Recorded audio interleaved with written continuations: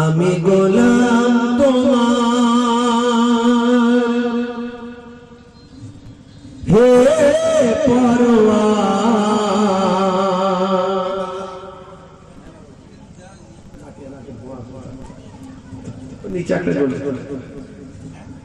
গোলাম করে রেখো আমারে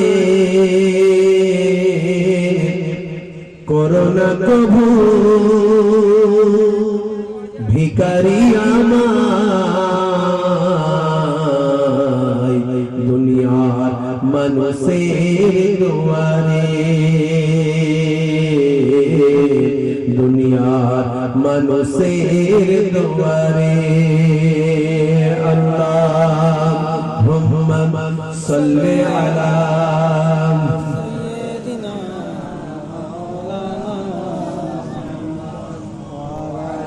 وعلى آل سيدنا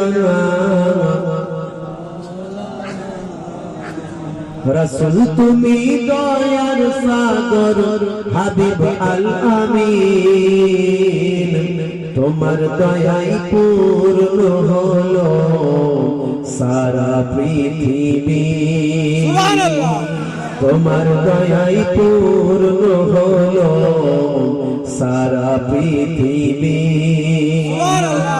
তুমি করলে দুঃখ মোচন দুঃখী মহিলাদের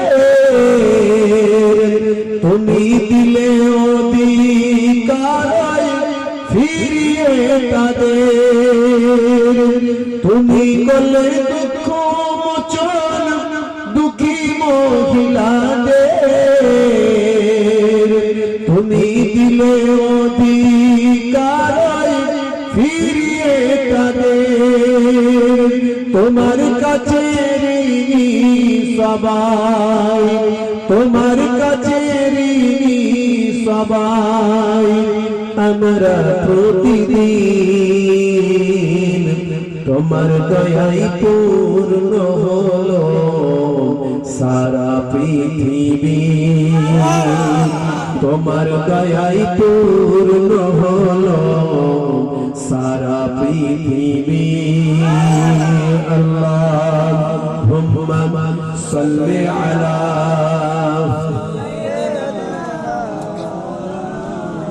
ওয়া আলা আলি সাইয়্যিদিনা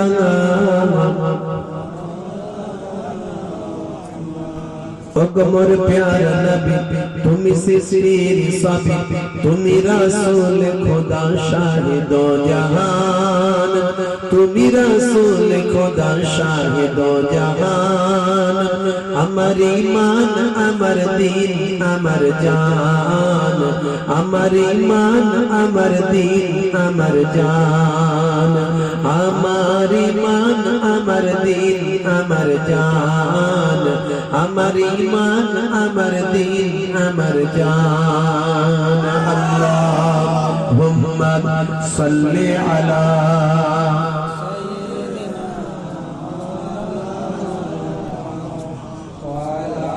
आलि सय्यिदिना तुम्हारी नूर होते एसेছে প্রাণ যাতে ভালোবাসা যেতে तुम्हारी नूर होते तुम्हारी नूर होते एसेছে প্রাণ যাতে ভালোবাসা যেতে तुम्हारी नूर होते যেটা ছিল ওটা तुम्हारी नूर होते एसेছে প্রাণ যাতে ভালোবাসা যেতে तुम्हारी नूर होते ঠিক আছে কেন বললে কমাইনি সাউন্ড বুঝে নেব সমস্যা হাত দিয়ে মেশি তুমি রাসূল খোদা শাহিদ জাহান তুমি রাসূল খোদা শাহিদ জাহান আরেকটু বাড়াও একটু কম করে রেখেছি যতটা ছেড়েছিল আগে ততটা ছাড়ো আমার ঈমান আমার দিন আমার জান আমার ঈমান আমার দিন আমার জান সাল্লি আলা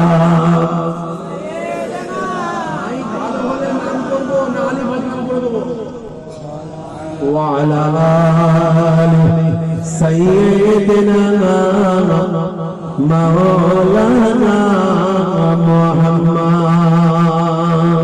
কি কথা ঠিক আছে মাইক ভালো হলে নাম করব তো আর ভালো না হলে বন্ধ করে আশপাশ খবর পৌঁছে যাবে কি বাজার ভালো হবে রাগ করে নি তোমাকে মজা করতে তোমার সঙ্গে মাইকটা শুধু ভালো ভালো ভালো হ্যাঁ আমাদের বলা ভালো আছে তো 5 মাস 6 মাস 7 মাস ধরে চলছে তো তোমার তো মেশিন আমার বলা কি তোমার মেশিন আজকে খারাপ হয়ে যাবে কালকে পাল্টে দেবে আমার বলা খারাপ হলে কোথায় পাল্টাবো তোমার একটু ভালো করে ওয়াশার লাগিয়ে দেবে বুশ ঠিক করে দেবে তেল দিয়ে দেবে মোবিল দিয়ে দেবে আবার মেশিন ঠিক হয়ে যাবে কিন্তু আমার গলা খারাপ হলে কি করে ঠিক করব কি করে কথা ঠিক না বাপেরা আমার যাই হোক وقال الله تعالى في كلامه المجيد والفرقان الحميد لقد كان لكم في رسول الله أسوة حسنة وقال الله تعالى أيضا في كتابه مخبرا وما رميت إذ رميت ولكن الله رمى وقال الله تعالى أيضا في كتابه مخبرا وإذ قال ربك للملائكة إني جاعل في الأرض خليفة قالوا أتجعل فيها من يفسد فيها ويسفك الدماء ونحن نسبح بحمدك ونقدس لك قال إني أعلم ما لا تعلمون وقال النبي صلى الله عليه وسلم ووفاتي خير لكم تعرض علي أعمالكم وما رأيت من خير فحمدت الله عليه وما رأيت من شر فاستغفرت الله لكم إلى آخر الحديث أو كما قال عليه الصلاة والسلام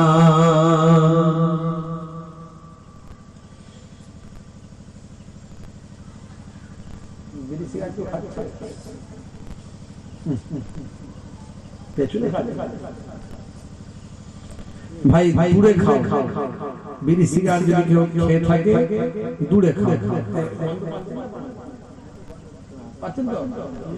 খাচ্ছে মারাত্মক না একটু দূরে গিয়ে খাও বাবা বিড়ি সিগারেট খাও দূরে গিয়ে খেয়ে যাও যা পারো ভাইরা আমার খুব অল্প সময়ের জন্য দু চার কথা আলোচনা সংক্ষেপে আপনাদের পীরের ঘরের আওলাদ হিসাবে এসেছি ফুরফুরা দরবার শরীফ ছোট হুজুর পীর কেবলা রাহমাতুল্লাহ আলাইহি মেয়ে ছেলে নাতি মায়াপুর পীরনগরী হুজুর পীর কেবলা রাহমাতুল্লাহ আলাইহির ছেলে পোতা একদিকে আহলে বায়াতের খানদানের চিটেপুটা রক্ত আমার শরীরে আছে আলহামদুলিল্লাহ আরেকদিকে সিদ্দিকে আকবরের খানদানের চিটেপুটা রক্ত আমার শরীরে আছে আমি অধম আমি গুনাহগার কিন্তু কুরসি নামায় বড় বড় আল্লাহর মাহবুব বান্দাদের নাম আছে আমি আপনাদের ভাই আপনাদের ঘরের ছেলে মুসাফির হারাতে এসেছি বহু দূর থেকে কষ্ট করে আপনাদের মেহমান শুধু একটু চা খেয়ে উঠে পড়েছি খাবার সময় নাই বুঝতে পারছেন রাস্তাঘাটের ব্যাপার আমাকে চলে যেতে হবে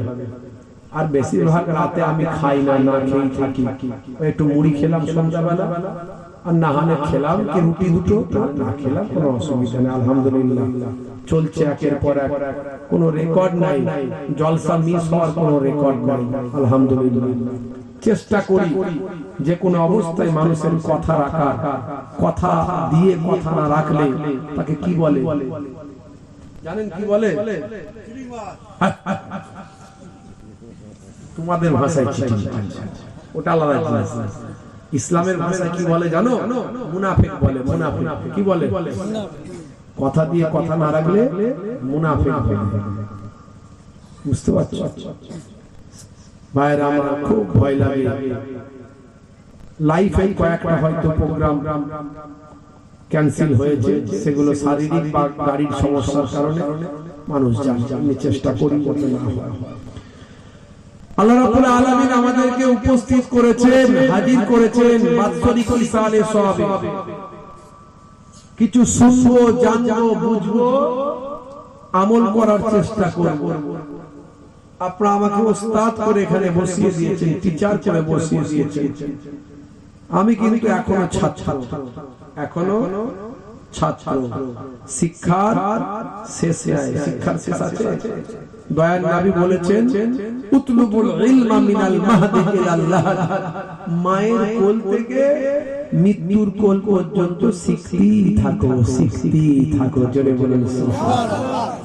ইসলামে এত শিক্ষার গুরুত্ব দেওয়া হয়েছে, কিন্তু দেখবেন মুসলমানরা সবচেয়ে বেশি শিক্ষায় এগিয়ে না পিছিয়ে? জোরে বলেন। ইসলামে এত বেশি শিক্ষার কথা বলা হয়েছে, কিন্তু মুসলমানরা সবচেয়ে বেশি শিক্ষায় পিছিয়ে। আপনারা সবাই বলছেন, আমি বলছি না, আপনারা সবাই বলছেন। হিন্দু ভাইরা, খ্রিস্টান ভাইরা দেখবেন ওরা এক বেলা খায়, এক বেলা না খেয়ে থেকে সন্তানটাকে সুশিক্ষায় শিক্ষিত করে।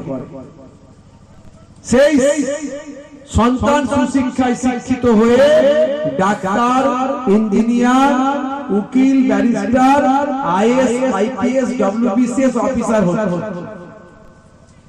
অথচ আমাদের ঘরে ইসলাম বলছে, তুমি তোমার বাপ মায়ের পায়ের তলায় সন্তানের জান্নাত, বাপ মাকে কষ্ট দিলে জান্নাত পাবে না।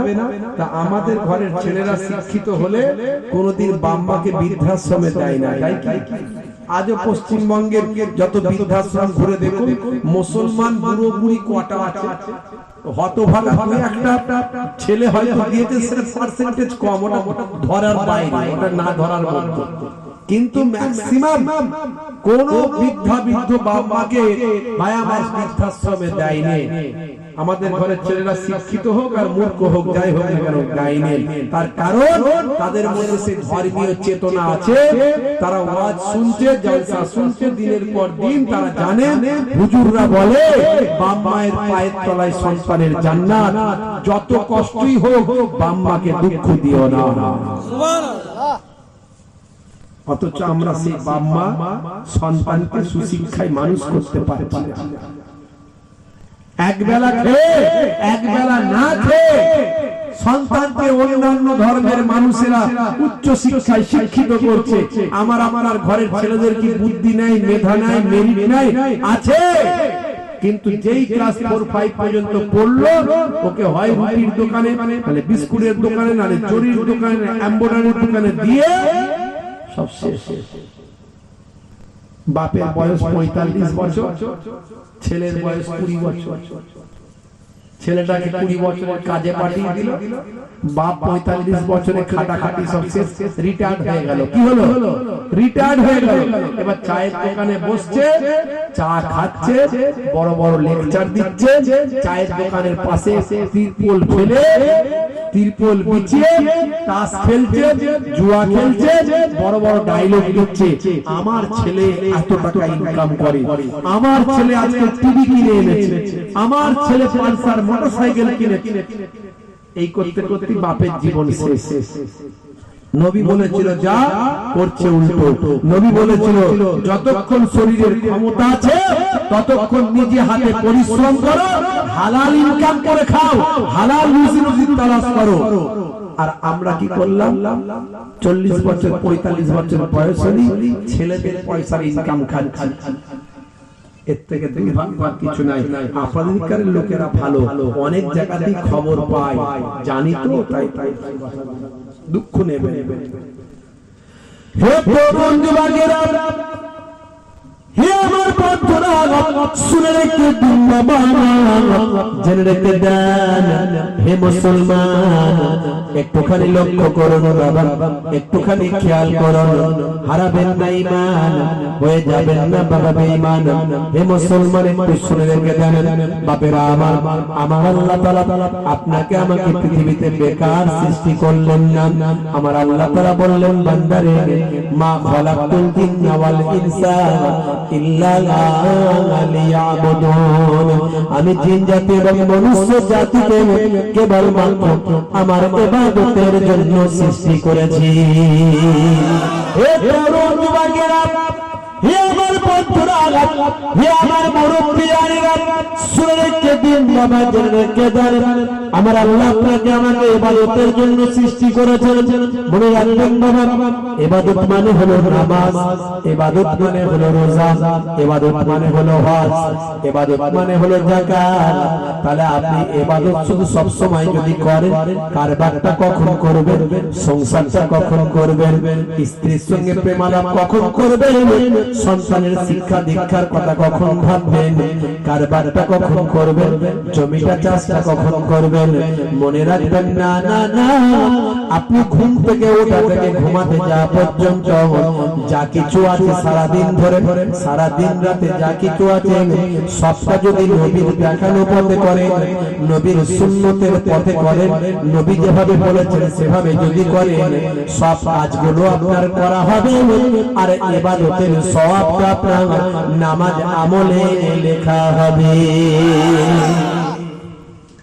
নবীজি যখন মদিনায় যায়, বাচ্চারা তখন ওয়েলকাম জানায়, ওয়াজাবা শুকরু আলাইনা কয় মিন সানিয়াতিল বিদা জানায়। জোরে হবে না, জোরে হবে না। মিষ্টি মুখের মিষ্টি কথা, কি সুন্দর দেখতে নবীর চেহারা, মিষ্টি মুখের মিষ্টি কথা, কি সুন্দর দেখতে নবীর চেহারা, মিষ্টি মুখের মিষ্টি কথাতে কি সুন্দর নবীর চেহারা।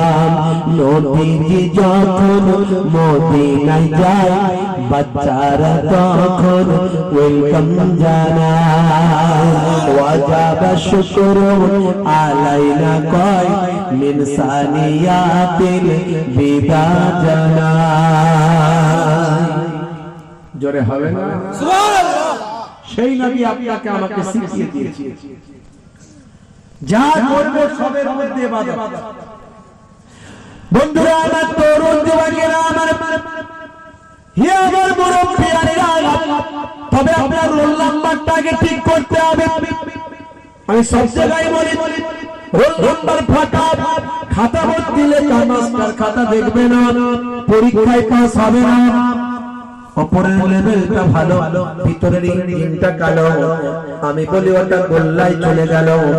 উপরে লেখা আছে নোকিয়া, ভিতরের মাল চাইনা, আমি বলি ওটা হোয়াটসঅ্যাপ করা যায় না, বন্ধুর সঙ্গে বন্ধুর যোগাযোগটা হয় না। হে তরুণ বাচ্চারা, হে আমার বন্ধুরা, শুনে রেখে দিন বাবা, আগে আপনার কালটা ঠিক করতে হবে, হৃদয়টা ঠিক করতে হবে। এর জন্য দয়ার নবী বলেছে, আত্তাকওয়া ওয়াহাহুনা, তাকওয়াটা যেখানে, যার হৃদয়টা খারাপ তার সারা শরীরটা খারাপ। দয়ার নবী বলেন, সারা শরীরের মধ্যে একটা অংশ আছে, যে অংশটা মানুষের যদি ভালো থাকে সারা শরীরটা ভালো থাকে, আর এই অংশটা যদি শরীরের খারাপ থাকে সারা শরীরটা খারাপ থাকে। সেটা হলো তাকওয়া, সেটা হলো কাল, সেটা হলো তোমাদের হৃদয়, সেটা হলো ছোট্ট হাত। এই হাতের টুকরোটা, এই হৃদয়টা, এই তাকওয়াটা যদি তোমাদের, এই তাকওয়া মানে যেখানে এখানে তাকওয়া থাকে, এইখানে তাকওয়া থাকে, এইখানে আপনার আমার হাত। হে তরুণ যুবকেরা, আপনি নামাজটা পড়ছেন, নামাজটা যদি লোক দেখানো হয় কোন কাজে লাগবে না। এই জন্য আমার আল্লাহ কোরআন মাজিদে জানিয়ে দেন, ফাওয়াইলুল লিল মুসাল্লিন, আল্লাযীনা হুম কি বলেছেন তারপর ইউরাউন দেখানোর জন্য যারা করে হে তরুণরা হে আমার মুরব্বিয়ানেরা যারা নামাজটা পড়ছে লোক দেখানোর জন্য মনে রাখবেন তাদের নামাজটা কাজে লাগবে না বন্ধুরা আমার তরুণরা যারা ভালো কাজটা করছে লোক দেখানোর জন্য তার কোনো কাজটা কাজে লাগবে না আসল জিনিস হলো এখানে তাকওয়া আছে এখানে হাত বাবা এই হৃদয় এই মন এটার কথা বলা হয়েছে নবী বলছেন তাকওয়া হাহুনা ওইখানেই থাকে তাকওয়া হে তরুণ যুবকেরা এর জন্য আমি নাম দিয়েছি এই জায়গাটার নাম দিয়েছি কি জানেন আজকে যুব সমাজ বর্তমান একবিংশ শতাব্দীতে মানুষ এখন ভাই আমার বাস্তবকে ভালোভাবে গ্রহণ করে বাস্তবের উদাহরণ পছন্দ করে তাই তাদের জন্য আমি বলে থাকি বাবা ভাইরা আমার তরুণ যুবকেরা মার্ক জুকারবার্গ তৈরি করেছে ফেসবুক সেখানে ধরা পড়ে ভাই আমার মুসলমানের ছেলেদের লোক যদি ভালো হয় বন্ধু দেয় লাইক আর লোক যদি খারাপ হয় করে দেয় সেটা সাইট মার্ক জুকারবার্গ তৈরি করেছে ফেসবুক সেখানে দেখাচ্ছে মুসলমানের ছেলেটার লোক যদি কোনো ভালো জায়গা পায় সেখানে একটা সেলফি ওঠায় সেই সেলফিটা তুলে নিয়ে ফেসবুকে আপলোড দেয় কথা ঠিক না ভুল ভাই তারপরে বলে বন্ধুরা কেমন লাগছে জানতে চায় কে বলে ওয়ান্ডারফুল কেউ বলে বিউটিফুল কেউ বলে হিরো কেউ বলে জিরো ভালো লাগলে লাইক হলো না হলে সাইট হলো ভালো লাগলে লাইক হলো না হলে সাইট হলো হে তরুণ যুবকেরা হে আমার বন্ধুরা শুনে একটু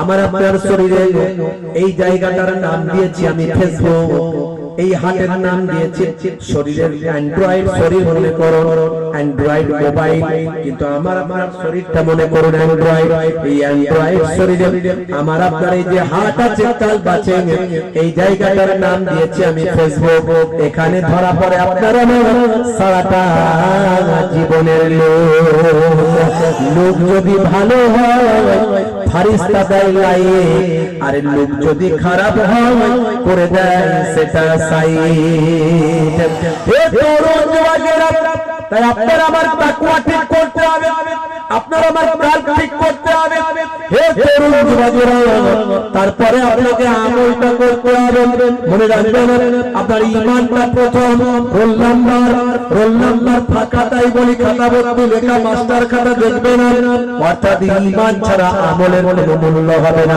ঈমান মানে হলো বিশ্বাস ঈমান মানে টাকা পয়সা নয় আল্লাহকে বিশ্বাস রাসূলকে বিশ্বাস আসমানি কিতাব সমূহ বিশ্বাস ফেরেশতাদের বিশ্বাস কিয়ামতের দিন হবে বিশ্বাস মৃত্যুর পর জীবিত হতে হবে বিশ্বাস এইগুলোর নাম হলো ঈমান ঈমান মানে মুখে শুধু বললাম ঈমান হয়ে গেল না মুখে স্বীকার অন্তরে বিশ্বাস কার্যে পরিণত করার নাম হলো ঈমান এই ঈমানের পরে আমলগুলোর মধ্যে সবচেয়ে বড় আমল হলো নামাজ জোরে হবে না মোবাইলে দেখবেন সিম কার্ড না লাগালে মোবাইলে কোনো কাজ হবে ভাই সব কিছুতে সিম কার্ড লাগবে ফেসবুক খুলতে যাবেন সিম কার্ডের নাম্বার দিতে হবে তাই তো ইউটিউব খুলতে যাবেন সিম কার্ডের নাম্বার হোয়াটসঅ্যাপ চালাতে যাবেন সিম কার্ডের নাম্বার তাহলে সিম কার্ড ছাড়া মোবাইলটা খেলনা ছাড়া কোনো কিছু না সিম কার্ড ছাড়া মোবাইলটা খেলনা ছাড়া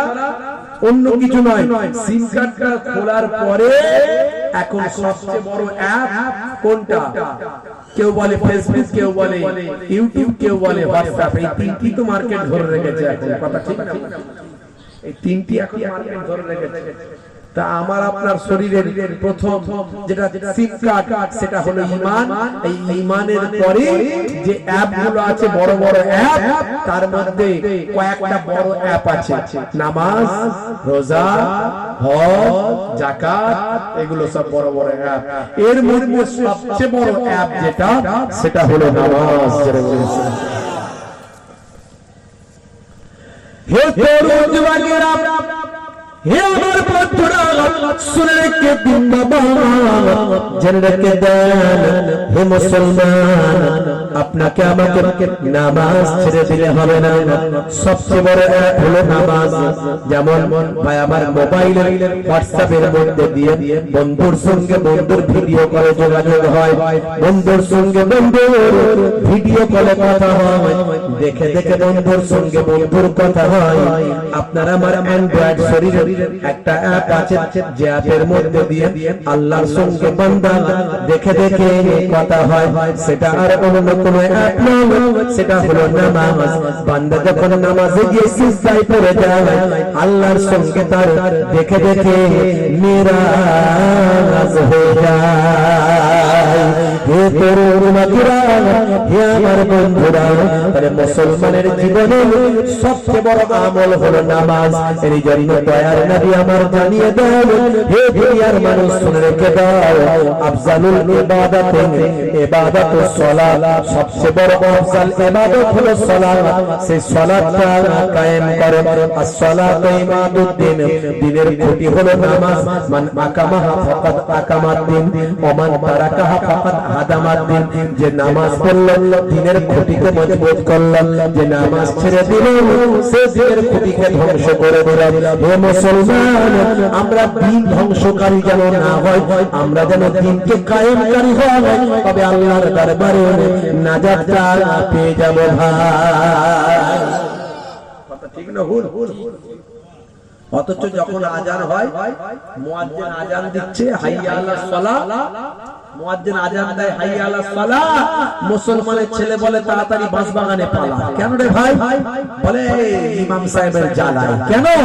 বলে যদি দেখতে পায় তাহলে বলবে তুই নামাজ পড়বি, তাই তাড়াতাড়ি মসজিদ তালা থেকে পালা। আচ্ছা না, আজান দিলে ছেলেরা মসজিদ তলায় থাকবে, আজান দিলে ছেলেরা মসজিদ তলায় থাকবে না। এই কথা ঠিক বলছি না ভুল বলছি? আপনাদের দিকে ছেলেরা ভালো, সবাই 5 ওয়াক্ত নামাজ পড়ে। কি গো, পড়ে তো নাকি? ওরে ওরে, ইমাম সাহেব কি বলছে? জুম্মার দিনে 2 রাকাতের নামাজ, মসজিদ ভর্তি, জায়গা তাই তাই। তাহলে জুম্মার দিনে একদিন খাবার দেয়া হবে, খেতে খাও, সারা সপ্তাহ শুকিয়ে থাকতে হবে। আমার আল্লাহ তো ইচ্ছা করলে পারত, সারা সপ্তাহ গলায় টিউমার দিয়ে দিল সবাই, এবার মাল ঢুকবে না ভেতরে। জুম্মার দিনে টিউমারটাকে সরিয়ে দিল, খায় একদিন করে হবে। আল্লাহ তো করেন, আল্লাহ মেহেরবান দয়ালু, যে আল্লাহকে ডাকে তাকেও খেতে দেয়, যে আল্লাহকে ডাকে না তাকেও খেতে দেয়। আপনার মনে হতে পারে হুজুর আল্লাহ খেতে দেয়, আমরা কাজ করছি, আমার বউ রান্না করে দিচ্ছে তবে তো খাচ্ছি। আপনি কি বলছেন আল্লাহ খেতে দেয়? এই হুজুরদের কথা শুনে হয়ে যাবে, শুধু আল্লাহ বিনা ছাড়া কি জানে না। আচ্ছা ভাই, মেনে নিলাম যে আপনি কাজ করছেন, ইনকাম করে আনছেন, আপনার বউ রান্না করছে, তাই আপনি খেতে পাচ্ছেন। আচ্ছা সবই মেনে নিলাম যে আপনি কাজ করুন, আপনার রান্না করে দিল, খাবার টেবিলে অনেক খাবার দিল, কিন্তু গলায় ক্যান্সার হয়ে গেল। খাবারটা ঢুকবে, ঢুকবে মালার উপর দিয়ে ঢুকবে না, তখন এই সেলাইন দিয়ে মাল ভিতর দিয়ে ঢোকাতে হবে, পানি ঢোকাতে হবে, খাবার আর ঢুকবে না। কথা ঠিক না ভুল? আল্লাহ তৌফিকটা দিয়েছে বলে যাচ্ছে মাল ভিতরে। আপনি ইনকাম করব বললেই পারবেন না। রুজির মালিক কে? জোরে বলেন কে? রুজির মালিক আল্লাহ। কিন্তু সেই রুজির মালিক আল্লাহ আমরা জানি, তারপরও কেন নামাজ আমরা ছাড়ি?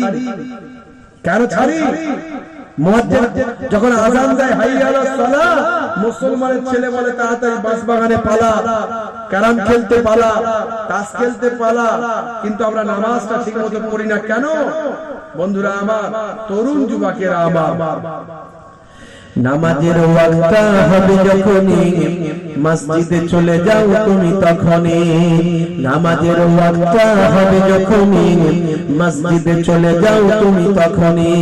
ছাড়ো এবার, ছাড়ো ছাড়ো এবার, ছাড়ো এবার, ছাড়ো এই কাজ তোমার, ছাড়ো এবার, ছাড়ো ছাড়ো এবার ছাড়ো এবার ছাড়ো এই কাজ তোমারই নামাজের ওয়াক্ত হবে যখনই মসজিদে চলে যাও তুমি তখনই তোমার বাঁচার তোমার মরার লেখেন মোর প্রভু আমারই নামাজের ওয়াক্ত হবে যখনই মসজিদে চলে যাও তুমি তখনই জোরে হবে না, জোরে হবে না। ফজরের সময় ঘুমিয়ে থাকি জোহরে কি দেব কাজে ফাঁকি বুঝি জোহর বেলা দুপুর বেলা কাজ করবো না নামাজ পড়বো, হ্যাঁ? কাজ না করলে খাবো কি? হ্যাঁ, মুসলমানের ছেলে যুক্তি। ফজরের সময় ঘুমিয়ে থাকি জোহরে কি দেব কাজে ফাঁকি রাখো সব রাখো রাখো এসব রাখো এসব রাখো কথা তোমারই আসরার মাগরিব বেহালা করি দোকানার আড্ডাই সময়টা দিই আসরার মাগরিব বেহালা করি দোকানার আড্ডাই সময়টা দিই মরলে তোমাকে যেতে হবে মাটির নিচে ঘর তোমারই নামাজের ওয়াক্ত হবে যখনই মসজিদে চলে যাও তুমি তখনই জোরে হবে না, জোরে হবে না। এশার সময় ঘুমিয়ে পড়ি শরীরটা ক্লান্ত মেলিয়ে দিই এশার সময় ঘুমিয়ে পড়ি শরীরটা ক্লান্ত মেলিয়ে দিই না না এসব বলো না এসব বলো না এসব বলো না বান্দা তুমি না না এসব বলো না এসব বলো না এসব বলো না বান্দা তুমি রুটি রুজি দিচ্ছে যিনি জীবন মরণের মালিক তিনি রুটি রুজি দিচ্ছে যিনি জীবন মরণের মালিক তিনি তোমায় আমায় জীবন দিয়ে ভালো রেখেছেন প্রভু আমারই নামাজের ওয়াক্ত হবে যখনই মসজিদে চলে যাও তুমি তখনই ভাঙাচোরা কবি তো মাঝে মাঝে লিখি, যেগুলো যা মন যায় একটু লিখে ফেলি, লিখে শোনায়। বর্তমান যা সিচুয়েশন চলছে, মুসলমানের ছেলে বলে হুজুর নামাজ পড়লে নামাজ পড়বো না কাজ করব। আরে কাজ তো তুমি করবে, কিন্তু রুজি রুজির মালিকটা কে? খালি বলে হুজুর এত টাকা ইনকাম করছি, মাল দেখতে পাচ্ছি না, মাল হাফিজ। হুজুর ইনকাম করছি, বরকত হচ্ছে না, বরকতটা হবে কি করে? নবী বলে দিয়েছেন বেনামাজি রুজি রুটিতে বরকত হবে, বেনামাজির কাছ থেকে বরকত উঠে যাবে। এখন হুজুর দেখলেই বলে হুজুর একটা তাবিজ করে দেন, এত ইনকাম করছি মাল থাকছে না, মাল থাকছে না, একটা তাবিজ করে দিন। ছোট হুজুরের নাতি পীরনগর হুজুরের পোতা মোহেবুল্লাহ হুসাইনি, আমি মনে মনে করছি মাল তাবিজ করে দিলি তো মাল মুড়ি পেয়ে যাবো। কথা ঠিক ঠিক, তাবিজ করলি মাল মুড়ি আসবে না? আসবে না? আসবে। আমি তো আবার একটু বেশি নেব, কম জম নেব না, কম নিলে তো হারিয়ে ফেলবে। 501 টাকা নিলে আর হারাবে? ওরে বাপ রে, 501 টাকার তাবিজ এ হারানো যায় না? আল্লাহ কালামে পারবে না করবে। আর আমি কম পয়সায় সূরা ফাতিহা লিখে দেব, পরশুদিন হারিয়ে ফোন করবে হুজুর হুজুর পড়ে গেছে। কথা ঠিক না ভাইরা আমার? কিন্তু আমি মনে মনে করলাম যে আমি তাবিজটা লিখলি তো আমার হাদিয়া চলে এলো, ইনকাম হয়ে গেল। কিন্তু আমি যদি সঠিক হুজুর হই, সঠিক পীরের নাতি হই, আমি তাহলে জিজ্ঞাসা করো বাবু তুমি নামাজ পড়ো? বলে হুজুর নামাজ পড়ি না। তো নামাজ না পড়লে আমি একটা কোরআনের আয়াত লিখে দেবো, তোমার বরকত হয়ে যাবে? নবী যেখানে বলে দিয়েছেন বেনামাজির জন্য রুজি রুটিতে বরকত হবে না, আমি একটা কোরআনের আয়াত লিখলে তোমার বরকত হয়ে যাবে?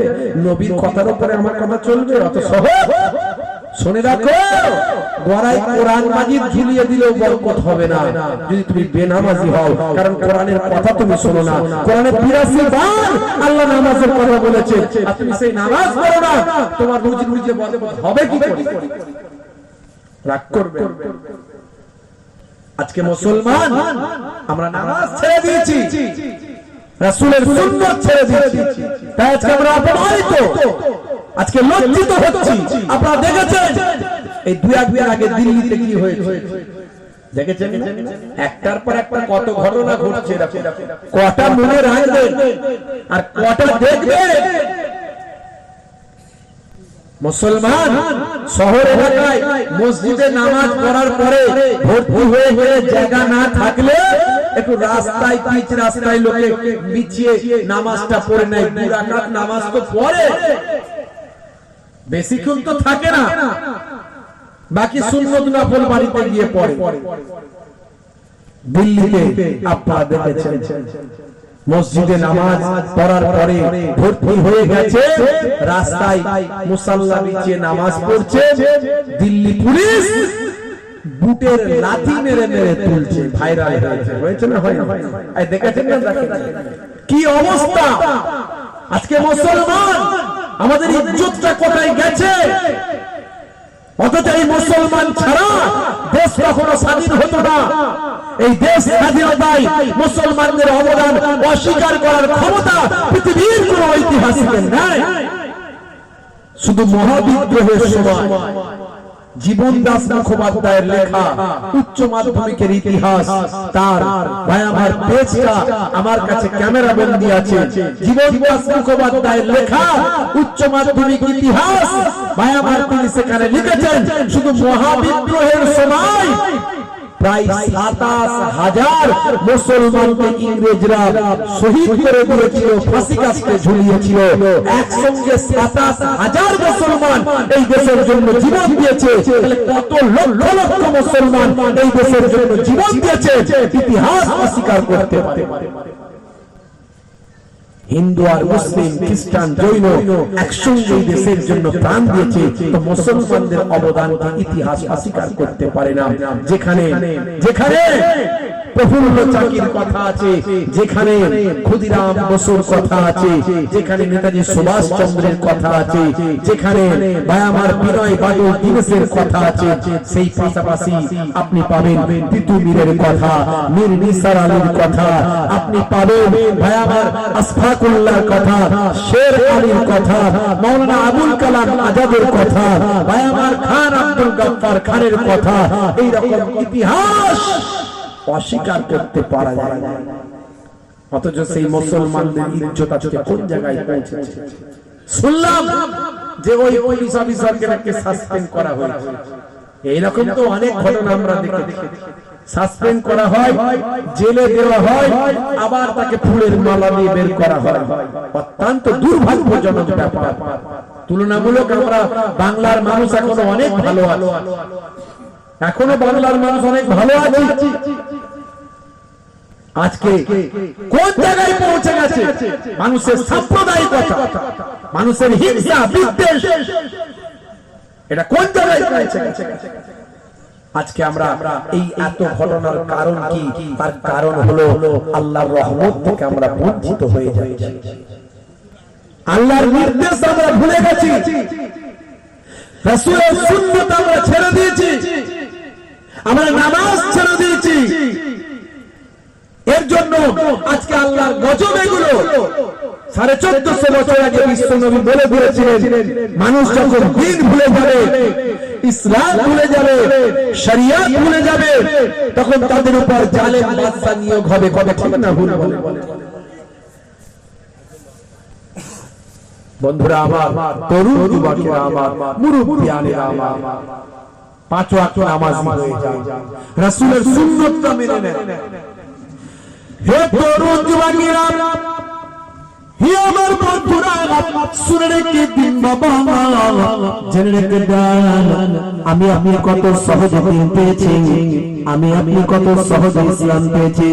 কেসিয়াস থেকে Tyson, Hanuman, Gary Miller, Jennifer, মা ভাই আমার মাইকেল জ্যাকসন, ইলিমা দিমার, প্রিয়াঙ্কর থেকে শুরু করে ভাই আমার বোল্ট ডেভিড থেকে শুরু করে মিস্টার পাইল পর্যন্ত, ভাই আমার হে তরুণ যুবকেরা, রিচমন্ড থেকে শুরু করে পৃথিবী বিখ্যাত মানুষগুলো, তারা কত কষ্ট করে গুণ পেয়েছেন, কত মেহনত করে নবী পেয়েছেন, কত অন্বেষণ করে আল্লাহ পেয়েছেন, কত কষ্ট করে কোরআন মাজিদ তারা জেনেছেন, কত মেহনত করে নবীর হাদিস তারা পড়েছেন, বিশ্ব নবীর জীবন জিন্দেগি তারা অনেক মেহনত করে পেয়েছেন।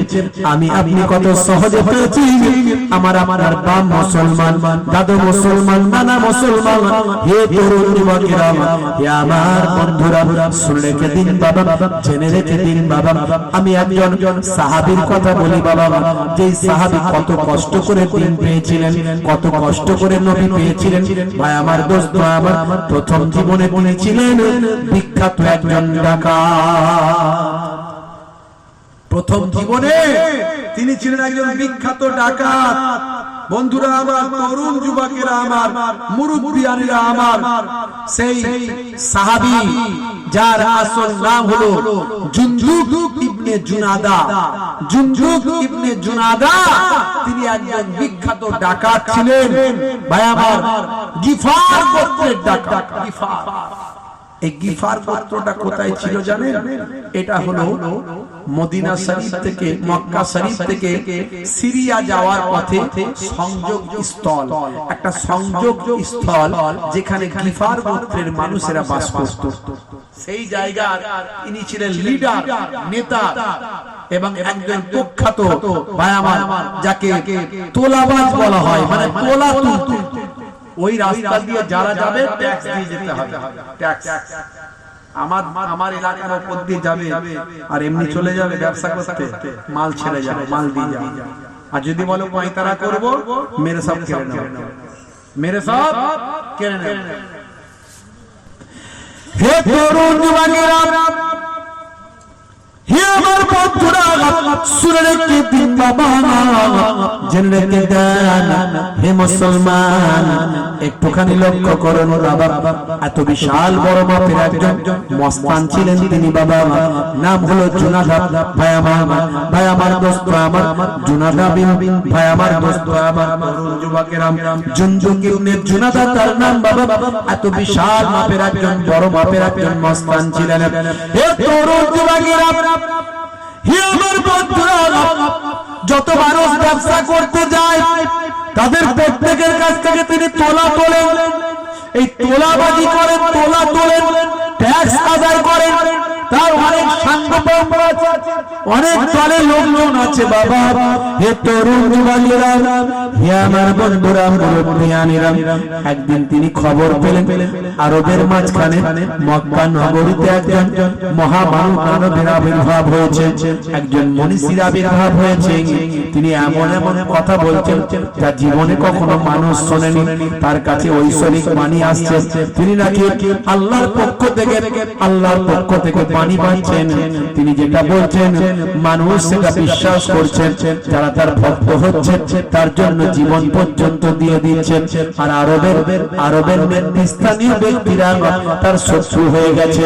হে তরুণ যুবকেরা, হে আমার বন্ধুরা, আরবের কুরাইশদের পক্ষ থেকে তার সঙ্গে শত্রুতা চলছে। কোন মানুষকে তারা দেখা করতে দেয় না, কোন মানুষকে তার কাছে যেতে দেয় না।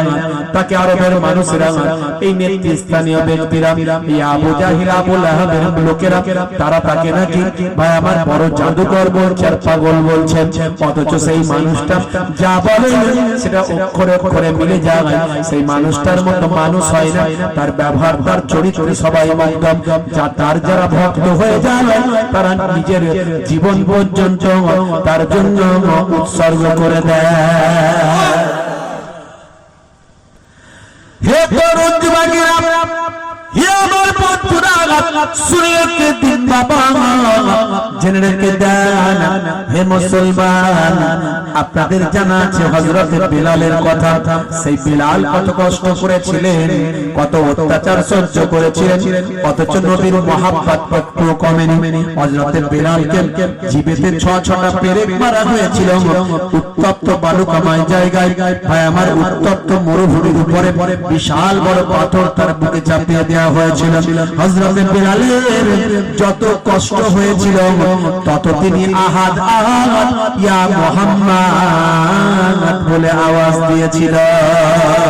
হে তরুণ যুবকেরা, হে আমার বন্ধুরা, হে আমার মুরব্বিয়ানেরা, শুনে রেখে দিন বাবা, আল্লাহর নবীর সাহাবী হযরত আনহু বাবা। বন্ধুরা আমার, তরুণ যুবকেরা কত অত্যাচার করা হয়েছে, কত জুলুম করা হয়েছে, তারপরে আল্লাহর নবীর সাহাবীরা বাবা কেউ বাবা তার আল্লাহর নবীর ভক্তের খাতা থেকে নামটা কাটেননি। এত ত্যাগ স্বীকার করেছেন, এত কষ্ট করেছেন। এই খবরটা জুনাদা বিন জুনদুকের কাছে এলো বাবা। বন্ধুরা আমার, তরুণ যুবকেরা আমার মুরব্বিয়ানেরা, জুনদুক ইবনে জুনাদার কাছে এলো এই খবরটা। হে তরুণ যুবকেরা, জুনদুক ইবনে জুনাদা গিফার গোত্রের বিখ্যাত একজন মস্তান, তার কাছে যখন খবর এলো, খবরটা যখন তিনি পেলেন, তিনি বললেন, হে আমার ভাই আনিস বলে তার ভাই, ভাই আমার সেই ভাইকে তিনি পাঠালেন, যাও বাবা এই আরবের, এই বাবা আমার এই আরবের মক্কা নগরী থেকে গিয়ে একটু ঘুরে আসো। এই মক্কা নগরীতে একজন মহাপুরুষের আবির্ভাব হয়েছে, একজন বিশেষ ব্যক্তির আবির্ভাব হয়েছে, মানুষ তার ভক্ত হয়ে যাচ্ছে। তিনি যা বলছেন মানুষ অস্থির হয়ে শুনছে, আর তার ফিদা, তার জন্য ফিদা হয়ে যাচ্ছে, প্রয়োজনে জীবন পর্যন্ত উৎসর্গ করছে। তারপরেও কিন্তু তারা তার ভক্তের খাতা থেকে নামটা তারা কাটে না। আনিসকে পাঠিয়েছিল, যাও খোঁজ খবর নিয়ে এসো। ভাইকে পাঠিয়েছিল, যাও তো ভাই একটু খোঁজ খবর নিয়ে এসো। আজকে মানুষগুলো কি তার কাছে পাচ্ছে, কি আছে মধু, যে কুরাইশরা এত অত্যাচার করার পরেও তারা তার কলেমা ছাড়ছে না, তার আদর্শ ছাড়ছে না, তার আখলাক ছাড়ছে না। কি আছে মধু? হে তরুণ যুবকেরা, হে আমার বন্ধুরা, শুনে রেখে দিন বাবা, জেনে রেখে দেন।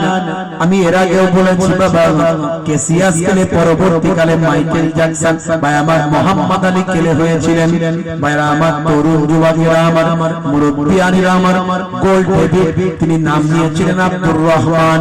পৃথিবী বিখ্যাত বিখ্যাত অথার, পৃথিবী বিখ্যাত বিখ্যাত পণ্ডিতেরা, হে তরুণ যুবকেরা শুনে রেখে দেন। হে আমার মুরব্বিয়ানেরা, মিস্টার রিচমন্ড তিনি পরবর্তীকালে ভাই আমার ঈমান কবুল করে বিশ্ব নবীর শিষ্য হয়ে যান। ভাই আমার দোস্ত আমার, ভাই আমার তরুণ যুবকেরা আমার, একটুখানি শুনে রেখে দেন বাবা।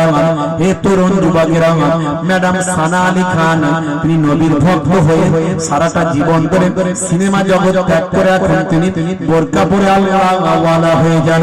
এখন তিনি ভাই আমার হেফাজতের সঙ্গে চলেন, 5 ওয়াক্ত নামাজ পড়েন। হে তরুণ যুবকেরা, জুনায়েদ জামশেদ বিশ্ব নবীর শিষ্য হয়ে যান।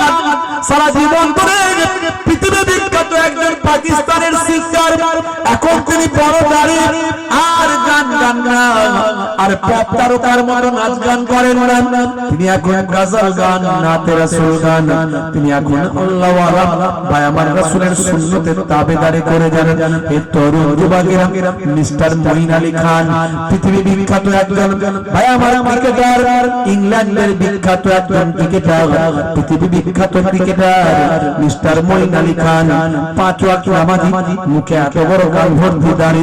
তাকে জিজ্ঞাসা করা হলো, ব্রিটিশ রেডিও জিজ্ঞাসা করলো, স্যার আপনি একজন এত বড় ক্রিকেটার, এত বড় খেলোয়াড়, আপনি একজন ধার্মিক মানুষ, আপনার নামাজ পড়তে, আপনার ধর্ম পালন করতে কি কোনো অসুবিধা হয়?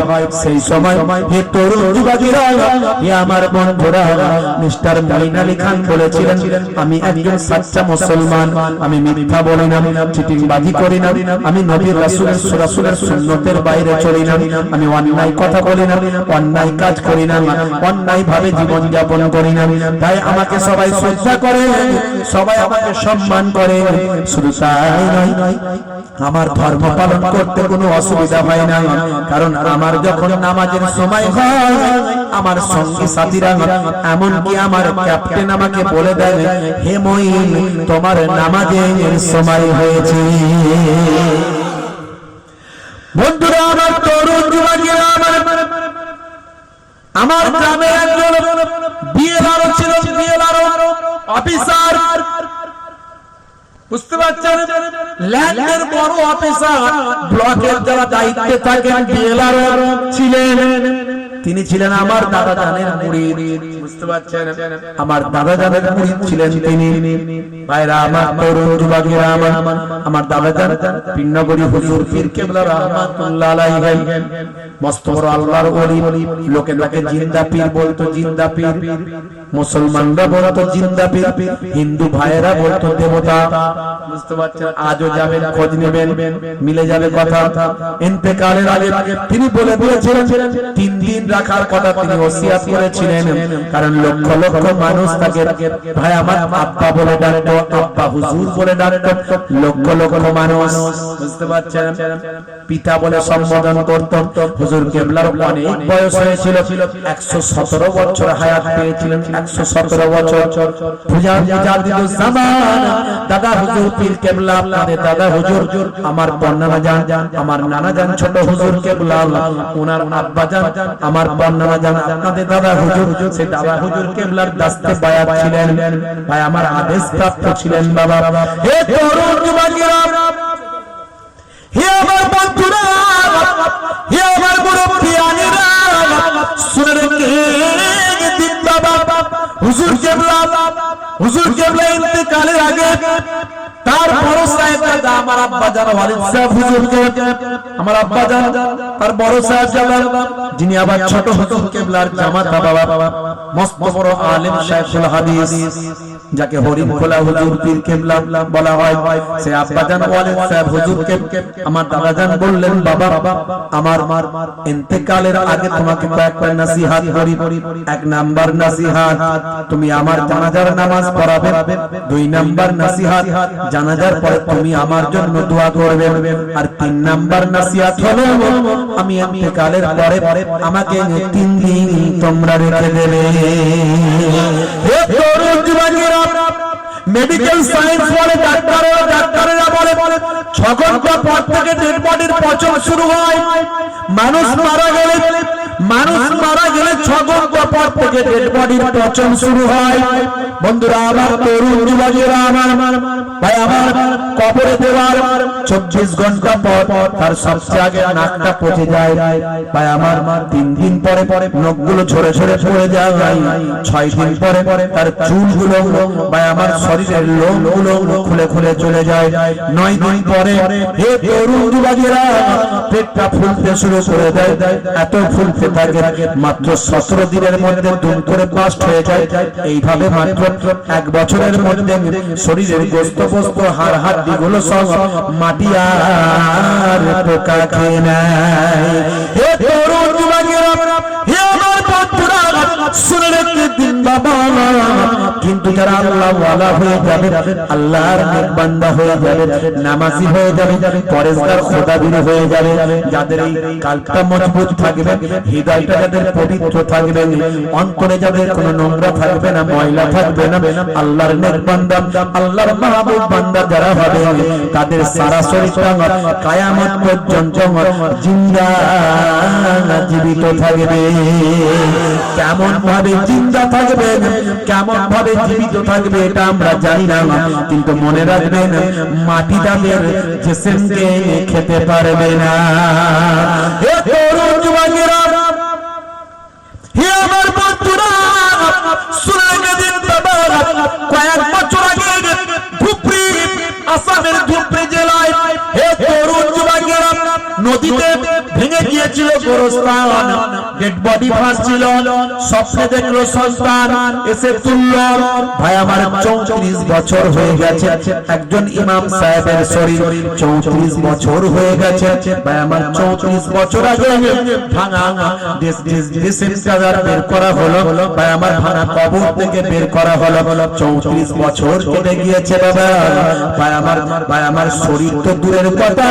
কাপড়ের কাপড়টাও পোকামাকড় খেয়ে শেষ করতে পারেনি আমার মোবাইলে আছে এই কয়েকদিন আগে দেখলাম বাংলাদেশে বাবা বাংলাদেশ ভাই আমার তরুণ যুবকেরা কুমিল্লার জমিনে এরকম আর একটা ঘটনা ঘটেছে তিনিও ছিলেন একজন যোগ্য ইমাম সাহেব আল্লাহ ওয়ালা মানুষ 5 ওয়াক্ত নামাজি রাসূলের সুন্নতে তাবেদারি করা মানুষ তার কবরটা এরকম ভাই আমার পানি ঢুকে গিয়ে শরীরটা ভাসছিল সন্তান সন্তান স্বপ্ন দেখলো, 3 দিন স্বপ্ন দেখার পরে আলেম ওলামাদের নিয়ে ভাই আমার কবরস্থানে এলো। কবরস্থানে এসে দেখেন আহারে আব্বা আজ 10 মাস আগে 10 মাস হয়ে গেল আব্বাকে দাফন করা হয়েছে। হে তরুণ যুবকেরা 10 বছর হয়ে গেল আজকে দাফন করা হয়েছে। 10 বছর পরে ভাই আমার শরীরটা যখন তোলা হচ্ছে, তুলে রাখা হয়েছে, ভিডিও ফুটেজে দেখা যাচ্ছে যে সেমটাকে যখন তুলে রাখা হয়েছে বাবা সেই শরীরটার কাফনে ভাই আমার শরীরটা পোকামাকড় মাটি খাওয়া তো দূরের কথা, কাফনের কাপড়টাও পোকামাকড় খেতে পারে না। এর জন্য কবি বলেছেন জমিন मैली नहीं होती, ज़मान मैला नहीं होता, ज़मीन मैली नहीं होती, ज़मान मैला नहीं होता, मोहम्मद के गुलामों का कफन मैला नहीं होता। জোরে হবে না? আরে জোরে হবে না? বন্ধুরা আমার তরুণ যুবকেরা আমার ওয়ালিদ সাহেব হুজুর কেবলা বললেন আব্বা জান আপনি 3 দিন রাখতে বলছেন, কিভাবে রাখবো সেটা বলে দিন। হুজুর কেবলা সেই সময় বলেছেন বাবা তুমি আমার বড় সাহেব জাদা যোগ্য আলেম শাইখুল হাদিস মস্তবর আলেম, তুমি নিশ্চয় জানো সব তোমার জানা আছে, তবু তুমি আমার কাছে জানতে চাও, আমার কাছ থেকে বের করতে চাও কথা। সেই সময় তিনি বললেন বাবা ছেলে শুনে রেখে দাও, আমাকে রাখার জন্য কোনো মেডিসিন লাগবে না, কোনো বরফ লাগবে না, কোনো এসি লাগবে না, আমি আল্লাহর সঙ্গে কথা বলে দিয়েছি। হে তরুণ যুবকেরা আজও গিয়ে খবর নেবেন 3 দিন ওপেন রাখা হয়েছিল, লক্ষ লক্ষ মানুষ প্রতিদিন দেখেছিল, জানালা দরজা ওপেন খুলে রাখা হয়েছিল। আল্লাহর ওলি বান্দার জিসম যেমন কি তেমন ছিল, বড় বড় ডাক্তারেরা এসে অবাক হয়ে যায়, যেন মনে হচ্ছে ভিতরে কুদরতি আল্লাহ এসি চালিয়ে দেয়। হে তরুণ যুবকেরা হে আমার বন্ধুরা শুনে রেখে দিন বাবা, জেনে রেখে দেন সেই হুজুর কেবলার কাছে ভাই আমার দোস্ত আমার নাম শুনে সুনাম সুখ্যাতি শুনে হুজুরের দোয়া যা করছে তাই কাজ হয়, এইরকম শুনে টুনে নিয়ে একজন বিএলআর হলো, বিএলআর বড় অফিসার, ব্লকের যিনি দায়িত্বে থাকেন, ল্যান্ডের দায়িত্বে থাকেন, জমি জায়গার দায়িত্বে থাকেন, তাকে বলা হয় বিএলআর। সেই বিএলআর অফিসার এলেন বাবা হুজুর আসার পরে আল্লাহর ওলিদের চিন্তাধারা আলাদা, মানুষকে হিদায়াতের দিকে নিয়ে আসবেন, মানুষকে জান্নাতমুখী করবেন, মানুষকে আল্লাহওয়ালা বানিয়ে দেবেন। হে তরুণ যুবকেরা হুজুর কেবলা তখন বললেন বাবা বাবা অফিসার আপনি দুটো জিনিস করবেন বাবা, দুটো জিনিস আপনাকে আমার নসিহত। কি হুজুর? বাবা 1 নাম্বার হলো আপনি নামাজ ছাড়বেন না, 5 ওয়াক্ত নামাজটা পড়বেন। কি পড়বেন তো? সেই সময় অফিসার হুজুরের সামনে তো আর না করতে পারেনি, সঙ্গে সঙ্গে কথা দিলেন হুজুর আজ থেকে আমি কথা দিলাম 5 ওয়াক্ত নামাজ আমি পড়ব। উনি জানেন যে আমার নামাজ পড়তে গেলে অফিস টাইমে অনেক অসুবিধা হতে পারে, কিন্তু তারপরে উনি প্রতিজ্ঞাবদ্ধ হলেন এবং সারা জীবন অফিস টাইমেও তিনি নামাজের জন্য সময় বের করলেন, 5 ওয়াক্ত নামাজ তিনি ছাড়েন নাই। হে তরুণ যুবকেরা হে আমার বন্ধুরা শুনে রেখে দিন বাবা, জেনে রেখে দেন 2 নাম্বার হুজুর কেবলা বলেছিলেন বাবা ও বাবা বাবা অফিসার আমি আরেকটা আপনাকে নসিহত করি। কি হুজুর? আরেকটা নসিহত বাবা, মুখের দাড়িটা আপনি রাখবেন, মুখের দাড়িটা কাটবেন না। হাতটা মুখে দিয়ে দিলেন, দিয়ে বললেন বাবা মুখের দাড়ি কাটবেন না। অফিসারকে বললেন বাবা অফিসার কি আমার কথা রাখবেন তো বাবা? বাবা হুজুর কেবলার অনেক বয়স, বুঝতে পারছেন 117 বছর বয়স হয়েছিলেন। এখন অফিসারকে যখন বলেছেন বাবা মুখের দাড়িটা রাখবেন, হাত দিয়ে দিলাম, বাবা কাটবেন না তো বাবা। সে অফিসার চুপ করে আছে, না বলতে পারছে না। এত বড় একজন অফিসার চেয়ারে বসে থাকে, কেমন করে দাঁড়িয়ে রেখে কাজ করবে? ভাই আমার চিন্তায় পড়ে গেলেন। হুজুর আবার বললেন কি বাবা, কি বাবা রাখবেন তো বাবা? আবার চিন্তায় পড়ে গেলেন, কোনো কথা বললেন না, চুপ করে থাকলেন। চিন্তা করলেন, চুপ করে থাকলেন। কি করে আমি রাখবো? আমি এত বড় একটা ব্লকের দায়িত্বে আছি, আমি একটা সাব ডিভিশন এত বড় ব্লকের দায়িত্বে আছি, আমি দাঁড়িয়ে রেখে কাজ করব কেমন করে? অফিসারদের কিভাবে পরিচালনা করব, কিভাবে আমি কাজ করব? চিন্তিত হয়ে পড়লেন। হুজুর যখন বললেন আবার চুপ করে রইলেন। দ্বিতীয়বার যখন হুজুর বললেন যে বাবা অফিসার বাবা, আমি মুখেতে আপনার হাত দিয়ে দিয়েছি, নবীর সুন্নতটা রাখবেন তো নাকি? একবার কথা দেন, আমি আপনাকে বলছি ইনশাআল্লাহ দাঁড়িয়ে রাখলে আপনার কোনো অসুবিধা হবে না। হুজুরের কথা শুনে অফিসার চিন্তা করলেন, হুজুর যখন বলে দিয়েছে অসুবিধা হবে না, কথা দিলাম হুজুর আমি দাঁড়িয়ে রাখবো। জোরে হবে না, জোরে হবে না। সেই অফিসার একটা ব্লকের দায়িত্বে দিয়ে আরো নামাজি দাঁড়িওয়ালা হয়ে গেলেন। ঘন ঘন হুজুরের কাছে আসেন দোয়া নিতে। আমার আম্মা জান, আমার ওয়ালিদ সাহেব, আমার আম্মা জান, আমার ওয়ালিদ সাহেব হুজুর, হুজুরের বড় সাহেব যারা আব্বা জান বড় আলেম, হুজুরের কাছে এসে বসেন মাঝে মাঝে, ঘন ঘন এসে। উনি ঘটনাটা বললেন, বলে হুজুর আমার প্রমোশনের দরকার, কারণ এবার আমার প্রমোশন হবে। আমি রাইটার্সে গেলাম, কলকাতা রাইটার্সে গেলাম, গিয়ে আমি যখন অফিসে ঢুকছি আমার পেপারস পত্র দিচ্ছি, কারণ আমাদের রোটেশনালি প্রমোশন হয়, আমার প্রমোশন হবেই হবে, এটাই নিয়ম, প্রমোশন হবেই হবে, এটাই নিয়ম। তো কাগজপত্র দিচ্ছি, যে অফিসার আমার সঙ্গে এত ভালো কথা বলতো সেই অফিসার আমার মুখে দাঁড়িয়ে দেখে আর বসতে পর্যন্ত বলে না। মনটা বড্ড খারাপ। তাহলে কি দাঁড়িয়ে রাখাটা আমার অপরাধ? আমি কি দাঁড়িয়ে রেখে ভুল করলাম? আমার হুজুরের কথা মনে পড়লো। হুজুর বলেছিল বাবা দাঁড়িটা রাখবে, তোমার কোনো অসুবিধা হবে না, যাও আমি দোয়া করছি, তোমার কোনো অসুবিধা হবে না।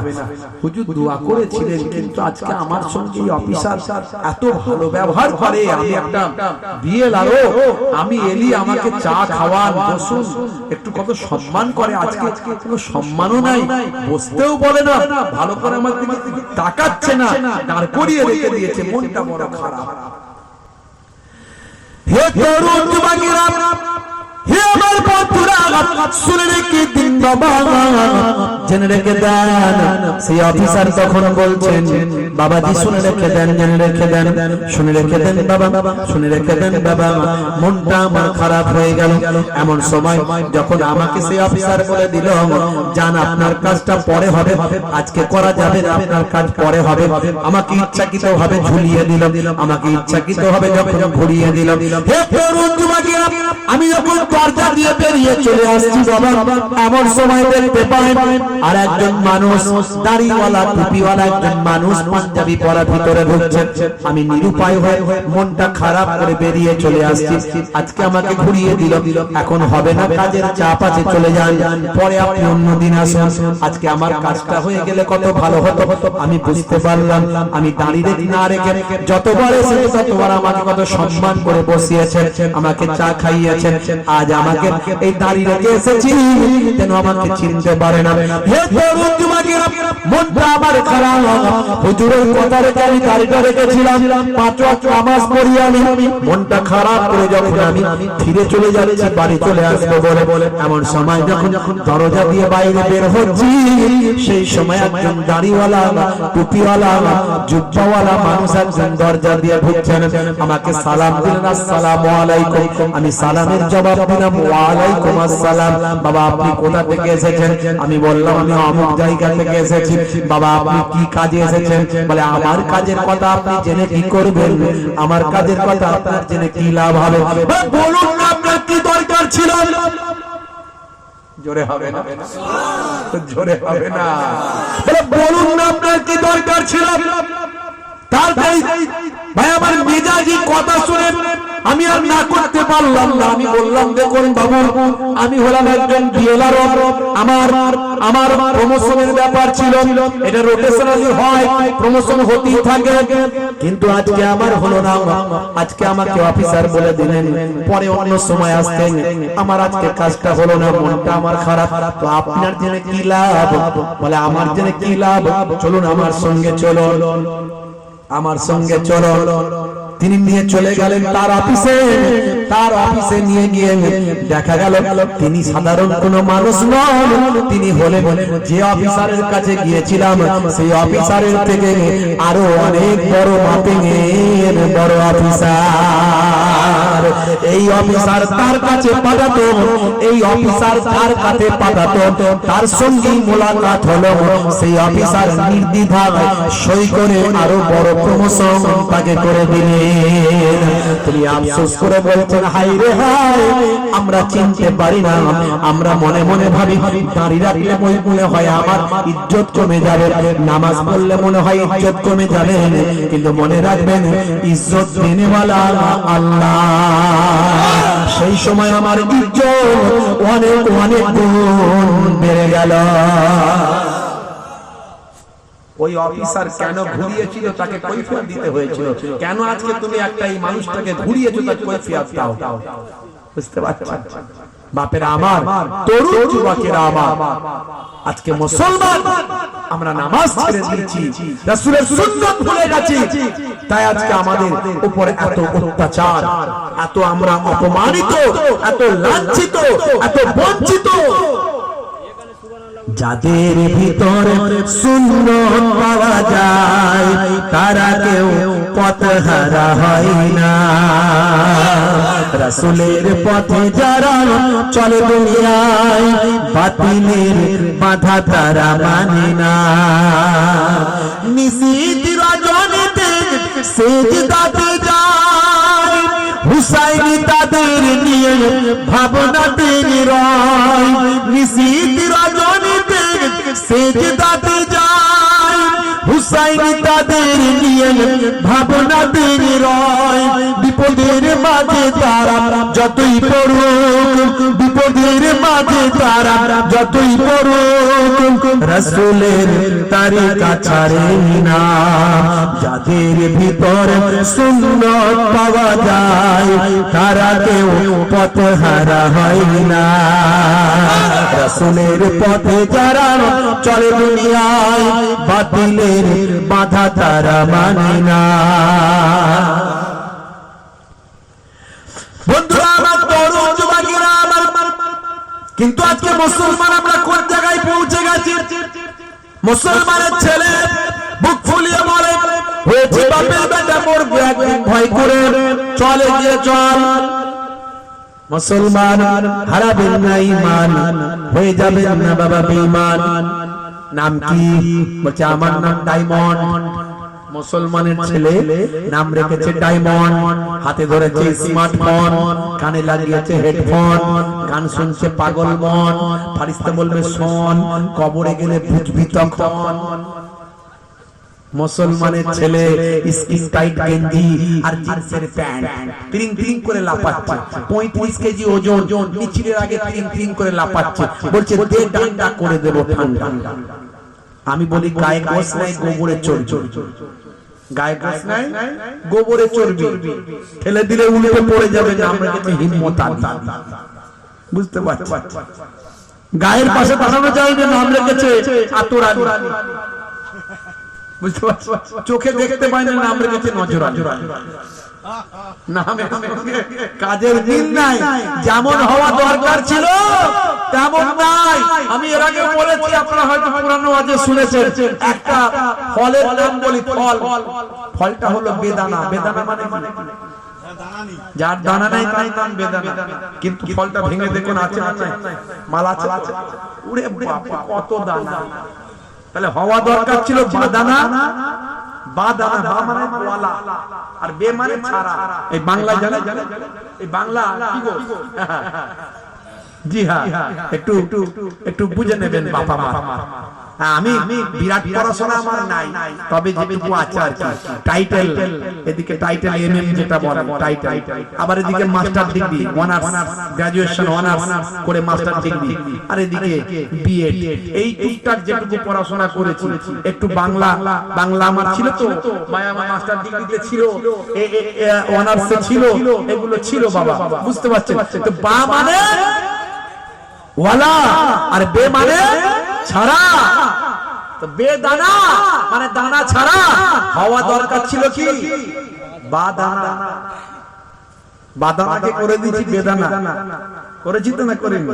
এখন দোকানে গিয়ে বলি বাদানা দাও, বুঝতেই পারবে, বলতে হবে বেদানা। আইতা আপনাদের কি বলে? বেদানাই বলে তো না অন্য কিছু বলে? ডালিম বলে, বেদানাও তো বলে রে বাবা নাকি? আচ্ছা আরেকটা বলে দিচ্ছি, ডালিম না ওর ছেড়ে দাও। আচ্ছা বেগুন বলে না? বলে না? বেগুন খাই নাকি না? বেগুনের অন্য কোন নাম আছে? হ্যাঁ কি বলছে? চুলকোনা। চুলকোনা বলে দিকে বেগুন, বেগুনের আপনি বেগুন খাইয়ে দেখুন, যার ও ঠিক বলেছে, যার চুলকানি আছে তাকে খাইয়ে দেখুন বেগুনের গুণ আছে না নাই। হওয়া দরকার ছিল বাগুন, করে দিয়েছি বেগুন। নামের সঙ্গে কাজের মিল নাই। যেমন আমরা উম্মতে মুহাম্মাদি হওয়া দরকার ছিল, তেমন কিন্তু হতে পারে না। আরো আল্লাহ ওয়ালা হতে হবে, রাসূলের সুন্নতের তাবেদারি করতে হবে। মুসলমানের ছেলে নায়ক গায়কের ভক্তের খাতায় নামটা লিখিয়েছে স্কিন টাইট গেঞ্জি, স্কিন টাইট প্যান্ট, জিন্সের প্যান্ট, টাইট ফিটিং গেঞ্জি, জিন্সের প্যান্ট 24 ঘন্টা পরে থাকে, খোলে না। এই পেচ্ছাপ করা দরকার হলে, ট্যাঙ্কের পানি খালি করার দরকার হলে ও মাঠের ধারে দাঁড়িয়ে চালিয়ে দেয়, পাইপ লাইন চালু। ও মাঠ উঠতে যায়, পানি থাকার জায়গা দরকার নাই, বুঝতে পারছো? ও বসে মাল চালাতে পারবে না, তার কারণ কি? বসলেই তো অবস্থা খারাপ, বসার ক্ষমতা নাই। শাহরুখ খানের ভক্ত, বুঝতে পারছো? শাহরুখ খানের ভক্ত, হাই সর্বরা জিন্সের প্যান্ট, আবার এখন ছেঁড়া প্যান্ট বেরিয়েছে, ছেঁড়া প্যান্ট। এই হাড়ু কাটু 3 জায়গায় ছেঁড়া, 2 জায়গায় ছেঁড়া, 1 জায়গায় ছেঁড়া, বুঝতে পারছো? কি রে ভাই, মুসলমানের ছেলে বলছে হয়েছে বাপের বেটা, ভয় কি বাবা, রাগ করবেন না বাবা। জুম্মার দিনে 2 রাকাত নামাজ পড়ে সেই জিন্সের প্যান্ট ছাড়ে না। বাঁশবাগানের ঝাড়ে, পুকুরের পাড়ে দাঁড়িয়ে ফ্রি ফায়ার খেলে, খালি গুলি চালায়। আর যেই ইমাম মুয়াজ্জিন সাহেব ওখানে ইকামত দিচ্ছে, আল্লাহু আকবার, আল্লাহু আকবার, আল্লাহু আকবার, আল্লাহু আকবার, এই চালু হয়ে গেল রে নামাজ। তাড়াতাড়ি বাঁশবাগানের ঝাড় থেকে, পুকুরের পাড় থেকে ছুটে এসে একটা পাশিয়ালদা, একটা হাওড়ায়, একটা জুটে এখানে, একটা ওখানে, সোজা ঢুকে গিয়ে এর কাঁধের উপর ভর দিয়ে ওর সাইড করে ঠেলে দিয়ে সামনের দিকে গিয়ে ভালো করে জায়গা টাকা বের করে ইমাম সাহেব বলে আল্লাহু আকবার, ও দিছে আল্লাহু আকবার। কোনো তওবা তিল্লা নাই, ইস্তেগফার নাই, দরুদ নাই, কিছু নাই, কোনো সানা নাই, কোনো নিয়ত নাই, ওসব নাই। ওই যেই বলতে জানে না তো কি করে হবে? ওই যে ইমাম সাহেব যে আল্লাহু আকবার দিছে, ও সোজা আল্লাহু আকবার। ইমাম সাহেব বলতে ও সোজা আল্লাহু আকবার। পেছনের লোকজন যারা নামাজি মানুষ, তারা তখন প্রথমে ইস্তেগফার করে, ভাই আমার নিয়ত করে, তারপরে আল্লাহু আকবার বলে সানা পড়ছে, এই সব করছে। ভাই আমার দোস্ত আমার দোয়া দরুদ পড়ছে, তারা সেই সময়, এমন সময় যে ওই ইমাম সাহেব আল্লাহু আকবার, আল্লাহু আকবার, ও নিয়ত করা কোনো ঝামেলা নাই, সোজা গেছে। ভাই আমার জিন্সের প্যান্ট নিচের দিকে নেমে গেছে, স্কিন টাইট গেঞ্জি উপর দিকে উঠে গেছে, শিয়ালদার বর্ডার দেখা যাচ্ছে, আর এদিকে পেছনের নামাজের নামাজ খারাপ হয়ে যাচ্ছে।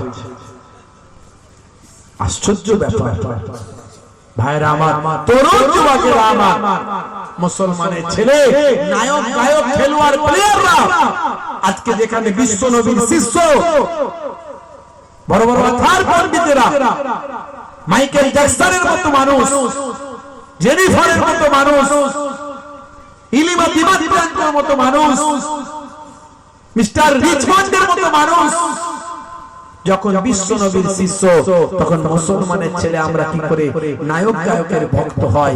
হাই হাই, রাগ করবেন না বাপ, দুঃখ হলে করে দেবেন মা। হে তরুণ যুবকেরা, হে আমার বন্ধুরা, শুনে রেখে দিন বাবা, জেনে রেখে দেন, জুনদুক ইবনে জুনাদা যার কথা বলছিলাম বাবা, বিশ্বনবীর জামানায় একজন মস্ত বড় একজন তোলা আদায়কারী মানুষ, যিনি একজন মস্ত বড় ভাই আমার মস্তান ছিলেন বাবা। হে তরুণ যুবকেরা, গিফার গোত্রের নেতা, গিফার গোত্রের একজন মস্ত বড় তোলা আদায়কারী, গিফার গোত্রের একজন মস্ত বড় মস্তান ছিলেন বাবা। হে তরুণ যুবকেরা, হে আমার বন্ধুরা, উনি যখন জানতে পারলেন মক্কার জমিনে একজন মহাপুরুষের আবির্ভাব ঘটেছেন, একজন ব্যক্তিত্বের আবির্ভাব ঘটেছেন, তিনি যা বলেন তাই হয়, তিনি যা দোয়া করেন তাই হয়, তিনি এমন এমন কথা বলেন জীবনে কখনো কেউ শুনি না, তার কথায় মানুষ এতটাই ভক্ত হয় নিজের জীবন পর্যন্ত উৎসর্গ করেন, কিন্তু সেই মানুষটার ভক্তের খাতা থেকে নামটা কেউ কাটে না। হে তরুণ যুবকেরা, একথা চিন্তা করে তিনি তার ভাই আনিসকে খবর দিলেন, বললেন যাও আনিস একটু আসল তথ্যটা নিয়ে এসো, খবরটা নিয়ে এসো। হে তরুণ যুবকেরা, আনিস চলে গেল।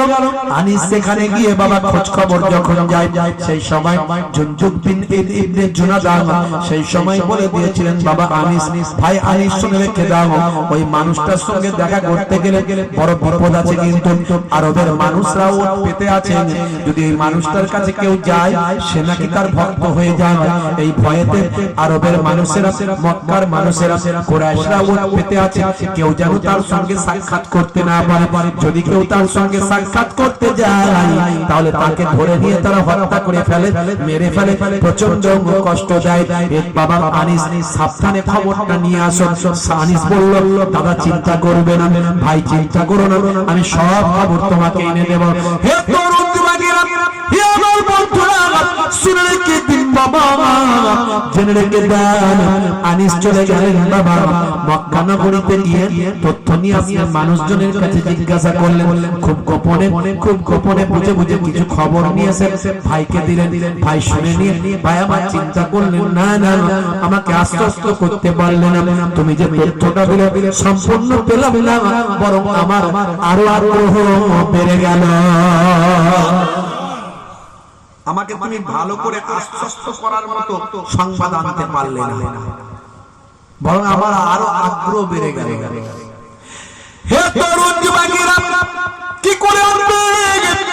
তার কারণ হলো নবী মুহাম্মদুর মুস্তাফা সাল্লাল্লাহু আলাইহি ওয়াসাল্লাম, দয়ার নবীর কাছে কাউকে যাবার সুযোগ নাই, কেউ যেতে পারে না।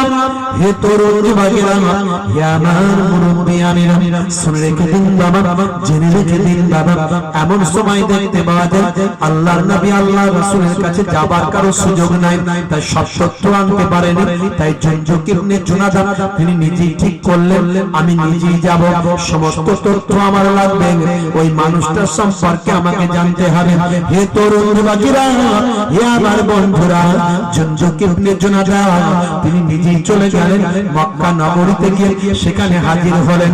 সেখানে গিয়ে চিন্তা করলেন, আমি যদি কাউকে জিজ্ঞাসা করি, কেউ যদি বুঝতে পারে আমি মুহাম্মদ মুস্তাফার কাছে এসেছি সাল্লাল্লাহু আলাইহি ওয়াসাল্লাম, মুহাম্মদ আরবি সাল্লাল্লাহু আলাইহি ওয়াসাল্লামের কাছে এসেছি, তাহলে তারা হয়তো আমার উপর অত্যাচার করতে পারে, তাই কাউকে আমি জিজ্ঞাসা করব না, খুব সংক্ষেপে, খুব আড়াল ভাবে, খুব ভাই আমার খুব ভাই আমার চিন্তা ভাবনার সঙ্গে আমি সেই মানুষটাকে খুঁজে বের করব। হে তরুণ যুবকেরা, এই চিন্তা করে জুনদুক ইবনে জুনাদা কাবা ঘরের সামনে বসে গেলেন, চুপচাপ থাকলেন। কাবা ঘরের সামনে চুপচাপ বসে আছেন বাবা, কাবা ঘরের সামনে বসে বসে তিনি সব লক্ষ্য করার চেষ্টা করছেন।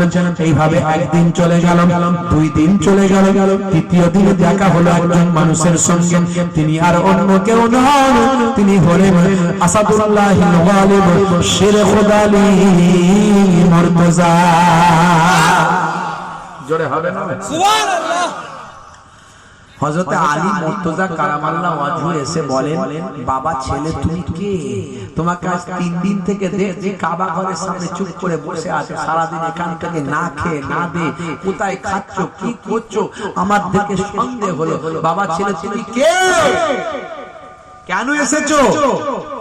তিনি বললেন আমি একটু কাবার ঘরে একটু আমি ইবাদত করতে এসেছি।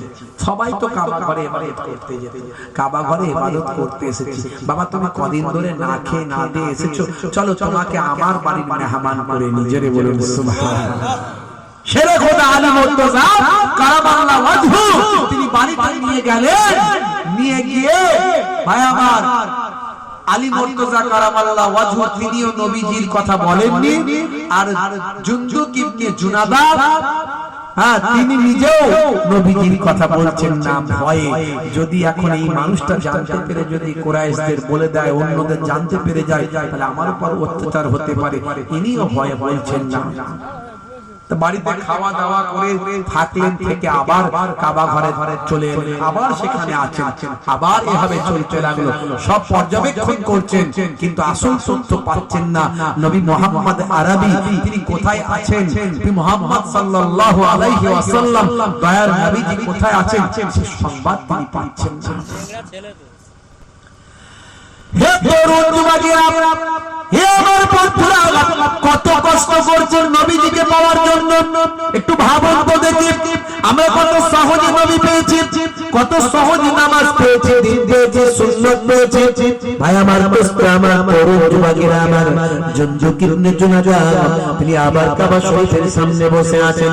আবার পরের দিন শেরে খোদা আলী মুর্তজা কারামাল্লাহু ওয়াজহু আবার এলেন, বাবা জুনদুক তুমি এখনো বাড়ি যাওনি, চলো আজকে আমার বাড়ির মেহমান হয়ে যাও। আবার নিজের বাড়ির মেহমান করলেন, মেহমানের সঙ্গে গল্প গুজব করলেন।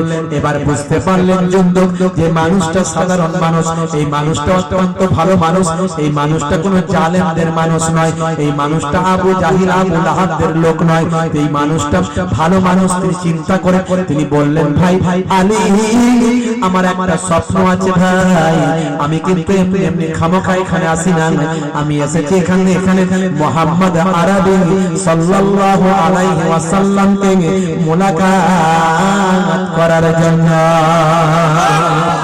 হে তরুণ যুবকেরা, হযরত আলী বললেন, সর্বনাশ, এই কথা কাউকে যেন বলো না, আমি কুরাইশ গোত্রের সন্তান, তাই আমি আমার সম্পর্কে তারা আমার উপর অত্যাচার করবে না। তুমি গিফার গোত্রের মানুষ, বাইরের মানুষ, তুমি যদি সেই মুহাম্মদ আরবি সাল্লাল্লাহু আলাইহি ওয়াসাল্লামের সঙ্গে মুলাকাতটা করো, তাহলে জানতে পারলে তারা তোমাকে মেরে ফেলবে। তবে মনে রাখো, আমি তোমাকে নিশ্চয়ই সেই মুহাম্মদ আরবি সাল্লাল্লাহু আলাইহি ওয়াসাল্লামের সঙ্গে মুলাকাত করাবো, আমি যেভাবে বলবো সেভাবে করবে। বাবা শুনে রেখে দাও, জেনে রেখে দাও, আমি যাব, আমি দূরে দূরে যাব, তুমি ফলো করবে আমাকে। আমি যদি বুঝতে পারি কোনো বিপদ আছে, আমি সেখানে দাঁড়িয়ে যাব, তুমি কিন্তু দাঁড়াবে না, চলতে থাকবে, যাতে আরবের মানুষ কুরাইশ গোত্রের জালেমরা যাতে বুঝতে না পারে তুমি মুহাম্মদ সাল্লাল্লাহু আলাইহি ওয়াসাল্লামের কাছে তুমি যাচ্ছ। হে তরুণ যুবকেরা, এই প্রসেসিং অনুযায়ী হযরত আলী মুর্তজা তাকে চলতে লাগলেন। ভাই আলী মুর্তজা হুজুরকে ফলো করে জুনদুক ইবনে জুনাদা দয়ার নবীর হুজরা মোবারকে গিয়ে পৌঁছে যায়। হে তরুণ যুবকেরা, আল্লাহর নবীকে দেখে জুনদুক ইবনে জুনাদা এমন মাশগুল হয়ে গেলেন, আল্লাহর নবীকে কোনো প্রশ্ন করার তার সুযোগ হলো না, কোনো কথা বলার সুযোগ হলো না। রাসূলের চেহারা, রাসূলের ব্যবহার, রাসূলের আখলাক, রাসূলের চরিত্র, রাসূলের সূরা, রাসূলের সিরাত, এই সব কিছু দেখে তখন সহ্য করতে না পেরে তিনি বললেন, হে আখিরি জামানার পয়গম্বর, পড়িয়ে দিন মহা কালেমা। কালেমা পড়ার পরে জুনদুক ইবনে জুনাদা, ভাই আমার দোস্ত আমার, তিনি একজন বড় সাহসী মানুষ ছিলেন, কারণ তিনি একজন বিখ্যাত একজন মস্তান ছিলেন। বাবা তার হাত থেকে বাঁচার কোনো রাস্তা ছিল না, যত ব্যবসায়ী সেদিক দিয়ে যাক না কেন, প্রত্যেক ব্যবসায়ীর কাছ থেকে তিনি তোলা আদায় করতেন। যদি কেউ তোলা দিতে গন্ডগোল করত, তাকে মেরে ধরে সব কিছু তিনি কেড়ে নিতেন। এত বড় সাহসী মানুষ, এত বড় একজন মস্তান, তিনি নবী পাককে বললেন, ইয়া রাসূলুল্লাহ, আজকে আমি আপনার কাছে এসে অন্যায় কাজ থেকে তওবা করলাম, জীবনের পাপগুলো আমি সব নষ্ট করলাম, আমি তওবা করলাম, আজ থেকে আমি আপনার শিষ্য হলাম, আর আমি দীপ্ত কণ্ঠে ইসলামের খাদেম হিসাবে ইসলাম গ্রহণ করেছি, নবীর শিষ্য হয়েছি, ঘোষণা আমি দিয়ে দিলাম। আল্লাহর নবী বলেন, বাবা তুমি যে কালেমা পড়েছো, আমার শিষ্য হয়েছো, সাহাবী হয়েছো, এখনো প্রচার করার মতো পরিস্থিতি আসেনি বাবা, প্রচার করো না। জুনদুক ইবনে জুনাদা বললেন, হুজুর আর কতদিন গোপনে থাকবেন, এবার প্রচার করতে দিন, অনুমতি দিন। আমি একজন মুসলমান ছিলাম, আমার সাহস বিরাট, আমার সামনে কে আসবে কার ক্ষমতা, আপনি অনুমতি দিন, আমি কিন্তু প্রচার করব। আমি এখনই কাবা ঘরের সামনে গিয়ে মুখ ফুলিয়ে বলবো, আমি আখিরি জামানার পয়গম্বরের শিষ্য হয়েছি, আমি তার সাহাবী হয়েছি। হে তরুণ যুবকেরা, এবার আর নবীজি কিছু বললেন না। জুনদুক ইবনে জুনাদা কাবা ঘরের সামনে চলে গেলেন। কাবা ঘরের সামনে গিয়ে, কাবা ঘরের সামনে আরবের মক্কার মুসলমান যারা আছে, আবু জাহিল, আবু লাহাব, এই সমস্ত জালেমদের সামনে গিয়ে বললেন, হে মক্কার মানুষেরা শুনে রেখে দাও, আমি হলাম জুনদুক ইবনে জুনাদা, গিফার গোত্রের মুসলমান, আমি গিফার গোত্রের মুসলমান জুনদুক ইবনে জুনাদা। আমি আজকে ঘোষণা করছি তোমাদের সামনে, আজ থেকে আমি মস্তানি ছেড়ে দিলাম, আজ থেকে অন্যায় অত্যাচার অবিচার ছেড়ে দিলাম, আজ থেকে অপরাধ ছেড়ে দিয়ে আজ আমি আখিরি জামানার পয়গম্বরের শিষ্য হলাম, এক আল্লাহকে আল্লাহ বলে মেনে নিলাম। হে তরুণ যুবকেরা, হে আমার বন্ধুরা, কাবা ঘরের মুসলমানেরা, ভাই আমার দোস্ত, আমার মক্কার মুসলমানেরা তাকে ধরে নিল, ধরে নিয়ে অত্যাচার শুরু করলো, কাবা ঘরের সামনে ফেলে দিতে লাগলো, রক্তাক্ত করে দিল। বাবা, আল্লাহর নবীর একজন চাচা যান ছিলেন, ভাই আমার দোস্ত, আমার তরুণ যুবকেরা, শুনে রেখে দেন, জেনে রেখে দেন, ভাই আমার হযরতে আব্বাস রাদিয়াল্লাহু তাআলা আনহু, হযরতে আব্বাস রাদিয়াল্লাহু তাআলা আনহু সেই সময় এসে কাবা ঘরের ওই সমস্ত মানুষগুলোকে, জালেমদেরকে বললেন, হে মক্কার কুরাইশেরা, হে জালেমেরা, কেন তোমরা মারছো? তোমরা কি জানো কার গায়ে তোমরা হাত তুলেছো? ইনি হলেন গিফার গোত্রের সরদার, ইনি হলেন গিফার গোত্রের একজন মুসলমান। তুমি এই গিফার গোত্রের উপর দিয়ে ব্যবসা করতে তোমরা জানো, যদি তোমরা এই মানুষটাকে অত্যাচার করো, তাহলে এরপর তোমরা গিফার গোত্রের উপর দিয়ে যেতে পারবে না। তাড়াতাড়ি ছাড়ো, যদি বাঁচতে চাও, যদি ব্যবসা চাও, তাহলে তোমরা এই মানুষটার আর কোনো ক্ষতি করো না, গায়ে হাত দিও না। গায়ে হাত দিলে গিফার গোত্রের মানুষেরা তোমাদের ধ্বংস করে দেবে। বন্ধুরা আমার, তরুণ যুবকেরা আমার, এত বড় একজন মুসলমান জুনদুক ইবনে জুনাদা, তিনি পরবর্তীকালে, হে তরুণ যুবকেরা, পৃথিবীর মানুষ তাকে চিনেছিল। সেই মানুষটা এমন নবীর আশিক হয়েছিল, এমন নবীর তাবেদারি করেছিল। হে তরুণ যুবকেরা, আমার মুরব্বিয়ানেরা, এত নবীর আশিক হয়ে গিয়েছিলেন, এমন আমলে জীবনটা যাপন করেছিলেন, এমন নামাজি হয়েছিলেন বাবা, এমন রাসূলের সুন্নতওয়ালা হয়েছিলেন। হযরতে আবু বকর সিদ্দিক রাদিয়াল্লাহু তাআলা আনহু, তার রাজত্বকালে তিনি এই জুনদুক ইবনে জুনাদাকে সম্মান জানিয়েছিলেন। হযরতে ওমর ফারুক রাদিয়াল্লাহু তাআলা আনহু, তার রাজত্বকালে এই জুনদুক ইবনে জুনাদাকে সম্মান করেছিলেন। হযরতে ওসমান জিন্নুরাইন, তিনিও তার রাজত্বকালে এই জুনদুক ইবনে জুনাদাকে ভাই আমার সম্মান জানিয়ে একটা প্রদেশের গভর্নর করে দিয়েছিলেন। কিন্তু তার রাজত্বকালে তার গভর্নরি চালানোর সময় তিনি এমন দয়ার মানুষ ছিলেন, মাটির মানুষ ছিলেন, নবীর সুন্নাত কেমন ভাবে মেনে চলতেন, তিনি রাজত্ব করতে পারলেন না, গভর্নরি করতে পারলেন না। তিনি দয়াবান মানুষ ছিলেন, সব কিছু বিতরণ করতেন, সব কিছু দান করতেন। ওসমান জিন্নুরাইন বললেন, বাবা জুনদুক ইবনে জুনাদা, আপনি গভর্নরি করতে পারবেন না, আপনি এই শাসকের কাজ করতে পারবেন না, কারণ আপনার মতো দয়ার মানুষ, মাটির মানুষ এইরকম ভাবে শক্ত হাতে অন্যায়ের বিরুদ্ধে, ঘাত প্রতিঘাতের বিরুদ্ধে লড়াই করতে পারবেন না। জান জান জান, আপনাকে ডিউটি করতে হবে না, আপনার জন্য আমি একটা হুজরা তৈরি করে দিই, সেই জায়গায় থেকে আল্লাহর ইবাদতে মশগুল হয়ে যান। হে তরুণ যুবকেরা, হে আমার বন্ধুরা, হে আমার মুরব্বিয়ানেরা, শুনে রেখে দিন বাবা, এই জুনদুক ইবনে জুনাদা মক্কা নগরী থেকে অনেক দূরে চলে গেলেন, মদিনা নগরী থেকে অনেক দূরে চলে গেলেন, ফাঁকা জায়গায়, নিরিবিলি জায়গায়, একেবারে নির্জন জায়গায়। সেই জায়গায় গিয়ে হুজরা তৈরি করে তিনি সেখানে আল্লাহ ইবাদতে মাশগুল থাকবেন। স্বামী স্ত্রী বৃদ্ধ হয়ে গিয়েছিলেন, বৃদ্ধ বয়সে ভাই আমার কষ্ট করে জীবন যাপন করতেন, সব কিছু ত্যাগ করেছিলেন, সব দান খায়রাত করে দিয়েছিলেন, সব কিছু ত্যাগ করে দিয়ে ভাই আমার নিরিবিলি জায়গায় কেবলমাত্র হুজরাতে আল্লাহর ইবাদতে মাশগুল থাকতেন। কোন রকমে এক বেলা আধবেলা খাওয়া দাওয়া করতেন, দিনের পর দিন রোজা রাখতেন। হে তরুণ যুবকেরা, একদিন কার ঘটনা বাবা, এই যুগ ইবনে জুনাদা তিনি ইন্তেকাল করলেন। ইন্তেকাল করার সময় যখন ইন্তেকাল করবেন বাবা, ওনার স্ত্রী ছটফট করতে লাগলেন, আমার স্বামী এখন ইন্তেকালের সময় ওয়াক্ত এসে হাজির হয়েছেন, এই সময় আমার স্বামী যদি ইন্তেকাল করেন, আমি একজন বৃদ্ধা মহিলা, আমি কেমন করে তার দাফন কাফনের ব্যবস্থা করব?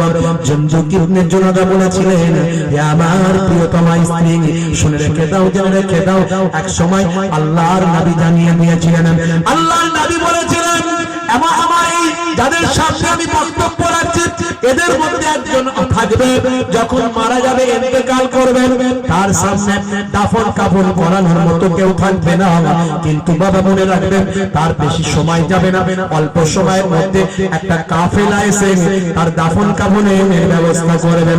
সেই সময় যুগ ইবনে জুনাদা বলেছিলেন, হে আমার প্রিয়তমা স্ত্রী, চিন্তা করো না, এখনই তুমি চিন্তা করো না, আমার সঙ্গে যারা ছিলেন তারা সবাই ইন্তেকাল করেছেন, কেবলমাত্র আমি বেঁচে ছিলাম। নিশ্চয় আমাদের নবী, দয়ার নবী আমার জন্য ওই কথা বলেছে। মাশাআল্লাহ। আমার পরবর্তী জনাব হযরত মুহতারাম মুফতি আকরাম হোসেন সাহেব, অত্যন্ত প্রিয় মানুষ আমার, তিনি এসে হাজির হয়েছেন, ওয়াজ নসিহত করবেন। আমি আপনাদের খেদমত থেকে বিদায় নেব, ঠিক টাইমে কম না হলে হয়তো আমার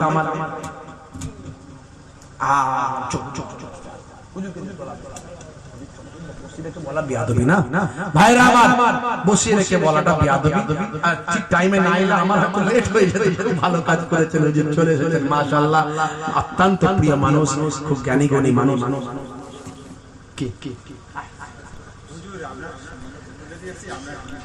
বাপেরা আমার, আমি এটা শুধু জাস্ট শেষ করে দিই। আর যেহেতু বলছেন, তো আমি ওয়াজ আর করব না, ওয়াজ শেষ। তো এই যুগ ইবনে জুনাদা তিনি বলেছিলেন, যে কজনের সামনে নবীজি বলেছিলেন যে এমন একটা সময় আসবে, তোমরা যারা আছো এদের মধ্যে একজন এমন সময় মারা যাবে, ইন্তেকাল করবে, যাকে দাফন কাফন করার কেউ থাকবে না, অথচ চিন্তা করার কিছু নাই, একটা কাফেলা তার জন্য আসবে, এসে তার দাফন কাফনের ব্যবস্থা করবে। স্ত্রীকে বললেন, হে আমার প্রিয়তমা স্ত্রী, আমার সঙ্গে যারা ছিলেন তারা সবাই ইন্তেকাল করেছেন, আমি একাই বেঁচে ছিলাম, তাদের জীবনে এরকম ঘটনা ঘটেনি, তার মানে আমার জীবনেই ঘটবে। তুমি চিন্তা করো না হে আমার প্রিয়তমা স্ত্রী, তুমি অপেক্ষা করো, নিশ্চয় আমি ইন্তেকালের পরে কোন একটা কাফেলা এসে দাফন কাফনের ব্যবস্থা করবে। তাই হয়েছিল, ওনার স্ত্রী চুপচাপ বসেছিলেন, উনি ইন্তেকাল করেছিলেন।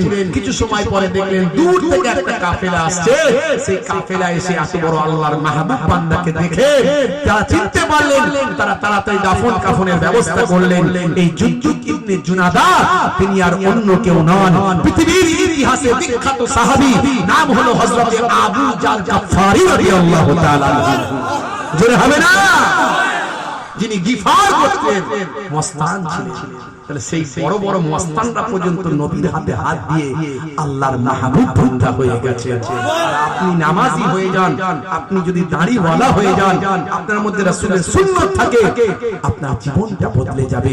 ওই যে বললাম না, কবরে যাওয়ার পরে কবরের মাটি আপনার শরীর খেতে পারবে না, কিভাবে জিন্দা থাকবেন সেটা আল্লাহই জানেন, আমি আপনি জানি না। মনে রাখবেন, এই যে ঘুমের মধ্যে আমরা স্বপ্নে কষ্ট পাই, দেখবেন স্বপ্নে কেউ হয়তো খারাপ কিছু দেখেছে, কষ্ট পাচ্ছে, কেউ হয়তো স্বপ্নে দেখছে আগুনে পুড়ে যাচ্ছে কষ্ট পাচ্ছে, কিন্তু বেঁচে থাকলে কেউ বুঝতে পারে না কবরে আল্লাহ কিভাবে জিন্দা রাখবেন, কিভাবে খাওয়াবেন, কিভাবে রুজে দেবেন, সেটা আল্লাহই জানেন, আমরা জানি না। বন্ধুরা আমার, তো আল্লাহ ওয়ালা হয়ে যান। আমি এটুকু বলবো, দুটো কথা বলে গেলাম, একটা নামাজি, দুই নাম্বার দাড়িওয়ালা। দুটো দাড়ি রাখুন বাবা, দাড়িটা রাখতে গিয়ে যদি বড় না রাখতে পারেন ছোট রাখুন, কিন্তু নবীর সুন্নাত মনে করে রাখুন। কোন নেতা মন্ত্রী গায়ক নায়ক খেলোয়াড় প্লেয়ার বলে নয়, কিন্তু মুখের দাড়িটা নবীর সুন্নাত মনে করে রাখুন। আজ ছোট আছে কাল বড় হয়ে যাবে। মনে রাখবেন কবরে গেলে কোন সুন্নাত দেখা যাবে না, একটা সুন্নাত দেখা যাবে, সেটা হলো মুখের দাড়ি। কেরামা মুনকার নাকির ফেরেশতা যখন বলবে মান রব্বুকা, দেখতে পাবে মুখে দাড়ির দেখা, হতে পারে ওই দাড়িটা হবে নাজাতের জারিয়া। তাই মুখের দাড়িটা রাখুন। দুটো কথা বললাম, দুটো কথা যদি মেনে চলেন 70% অন্যায় আপনি করবেন না, অন্যায় আপনার কাছ থেকে দূরে সরে যাবে, আর 70% ইনশাআল্লাহ আপনি জান্নাতের দিকে এগিয়ে যাবেন। বাপের আমার, একটুখানি আমার ভাইরা বলেছেন এই যে মক্তবের ছাদ হচ্ছে, ছাদ হবে, মক্তবের কাজ হবে, কেউ কিন্তু ভাববেন না হুজুর দান তুলছে মানে এবার পালিয়ে যায়, না না পালাবেন না। যোগ্য আলেম বসে আছেন, অত্যন্ত যোগ্য মানুষ, খুব জ্ঞানী মানুষ, মাশাআল্লাহ, মুফতি সাহেব মানুষ, বুঝতে পারছেন, কিতাবী মানুষ। ওয়াজটা শুনলে জীবনটা ধন্য হবে, ওয়াজটা শুনবেন, হেদায়েত হতে হবে। বাবা এই দুনিয়া কদিনের, আজ পরে মারা গেলে কাল দুদিন, 3 দিন পরে কেউ খবর রাখবে না, বাবা আমার কবরে ধারে যাবে না, দুনিয়া আপনার জন্য বসে থাকবে না, দুনিয়া দুনিয়ার মতো চলবে। তাহলে আপনাকে কবরে গেলে জবাব দিতে হবে, আপনার শরীরটা কি হবে, আপনার রূহটা কি হবে, সেটা আপনাকে ভাবতে হবে এখন। বাপের আমার, তো এই মাদ্রাসা মক্তব যেটা আছে, মক্তবের জন্য ভাইরা একটু সাহায্যের কথা বলেছেন, একটুখানি আমি আপনাদের কাছে বলবো, অনেক সিমেন্ট লাগবে। নবীর ঘর, মাদ্রাসা হলো নবীর ঘর, মক্তব হলো নবীর ঘর, 7টা ভালো কাজ আছে। মানুষ যদি একটা করে দিয়ে যায়, কিয়ামত পর্যন্ত কবরে পড়ে পড়ে সওয়াব পেতে থাকবে। এর নাম হচ্ছে সাদকায়ে জারিয়া। নবী বলেছেন, 7টার কথা বলেছেন, তার মধ্যে একটা হলো আওয়াসা মাসহাফান। যদি কেউ মাদ্রাসায় সহযোগিতা করে, মক্তবে সহযোগিতা করে, মাদ্রাসায় টাকা দেয়, মক্তবে টাকা দেয়, মক্তবে সিমেন্ট দিল, বালি দিল, ইট দিল, আল্লাহ তার কবরটাকে কিয়ামত পর্যন্ত সওয়াব পৌঁছাতে থাকবেন, তার রূহের দরজা মর্তবা বুলন্দ হতে থাকবে। শেষে বলা হয়েছে নেক সন্তান একটা রেখে যান, আও তারাকা ওয়ালাদান ইস্তাগফির লাহু বাদা মাউতিহি। যে সন্তানটা বাবা মা মারা যাওয়ার পর তার জন্য ইস্তিগফার করে, চোখের পানি ফেলে, বাবা মায়ের জন্য দোয়া চায়, নেক সন্তানটা তো আমরা সবাই তৈরি করতে পারি। ইনশাআল্লাহ আপনারা নেক সন্তান, বাবা মা কবরে চলে গেছে, সেই বাবা মায়ের জন্য আজকে ইস্তিগফার করবেন, একটু মক্তবে দেবেন, বাবা একটু দিনের কাজে সাহায্য করবেন। আমার আল্লাহ কোরআন মাজিদে বলেছেন, মান জাআ বিল হাসানাতিন ফালাহু আশরু আমসালিহা। বান্দা একটা হাসানা করবি 10টা নেকি পাবি, একটা হাসানা করবি 10টা জাযা পাবি। বন্ধুরা আমার, আমি আপনাদের কাছে বলবো, একজন মানুষ আল্লাহ এক, সেই Allah is one, Allah is one whom all depend, he begat God, not is the begotten and none is like him। সে আল্লাহ হলেন এক। আমি এক দিয়ে শুরু করছি। একজন মানুষ আছেন 10 বস্তা সিমেন্ট দেনেওয়ালা, কারবারি ভাই, ব্যবসায়ী ভাই, আল্লাহকে ভালোবেসে রাসূলকে মহব্বত করে সাদকায়ে জারিয়ার সওয়াব পাওয়ার নিয়তে একের বদলে 10 তো পাবেন। হাদিসে কুদসিতে এসেছে একের বদলে 10, 100, 700 আল্লাহ রাজি হলে বেহিসাব মালে মালামাল করে দেবেন। আছেন কেউ একজন ভাই বলতে পারেন 10 বস্তা সিমেন্ট দেনেওয়ালা একজন আছে, একজনও নাই। 5 বস্তা সিমেন্ট দেনেওয়ালা আছেন একজন, হাতটা তুলতে পারে। বাপ কবরে, মা কবরে, আমার বাপ জি হাত তুলে দিয়েছে, লিখে নেন কি নাম? জনাব মোহতারাম খলিল পাইক সাহেব। 5 বস্তা সিমেন্ট, জোরে বলুন মারহাবা, জোরে বলুন মারহাবা, নারে তাকবীর। মাশাআল্লাহ, খাস ভাবে দোয়া চাইবো। বাপ কবরে আছে আমার ভাই, 5 বস্তা কি নাম? জনাব আনারুল্লাহ পাইক সাহেব সেক্রেটারি, মাশাআল্লাহ, জোরে বলুন মারহাবা, নারে তাকবীর, নারে তাকবীর, মাশাআল্লাহ। আর কেউ আছে 5 বস্তা বলতে পারেন? আপনি মারা যাবেন, সিমেন্টটা দেওয়ালে লাগানো থাকবে, বাচ্চারা পড়তে থাকবে, কাল কিয়ামত পর্যন্ত কবরে পড়ে পড়ে সওয়াব পাবে। মান আল্লামা ইলমান, নবী বলেছেন যে ইলম শিখলো আর ইলম বিতরণ করলো, বাচ্চারা পড়বে আর মানুষকে শেখাবে, দিনের কাজ, দিনের ইলম শিক্ষা করবে, মানুষকে শেখাবে, আর আপনি কিয়ামত পর্যন্ত কবরে পড়ে পড়ে সওয়াব পাবেন। আপনি সিমেন্ট দিয়েছিলেন, কি নাম ভাই? আব্দুল পাই জনাব আব্দুল পাইক সাহেব তিনিও 5 বস্তা। জোরে বলুন মারহাবা, জোরে বলুন মারহাবা, নারে তাকবীর।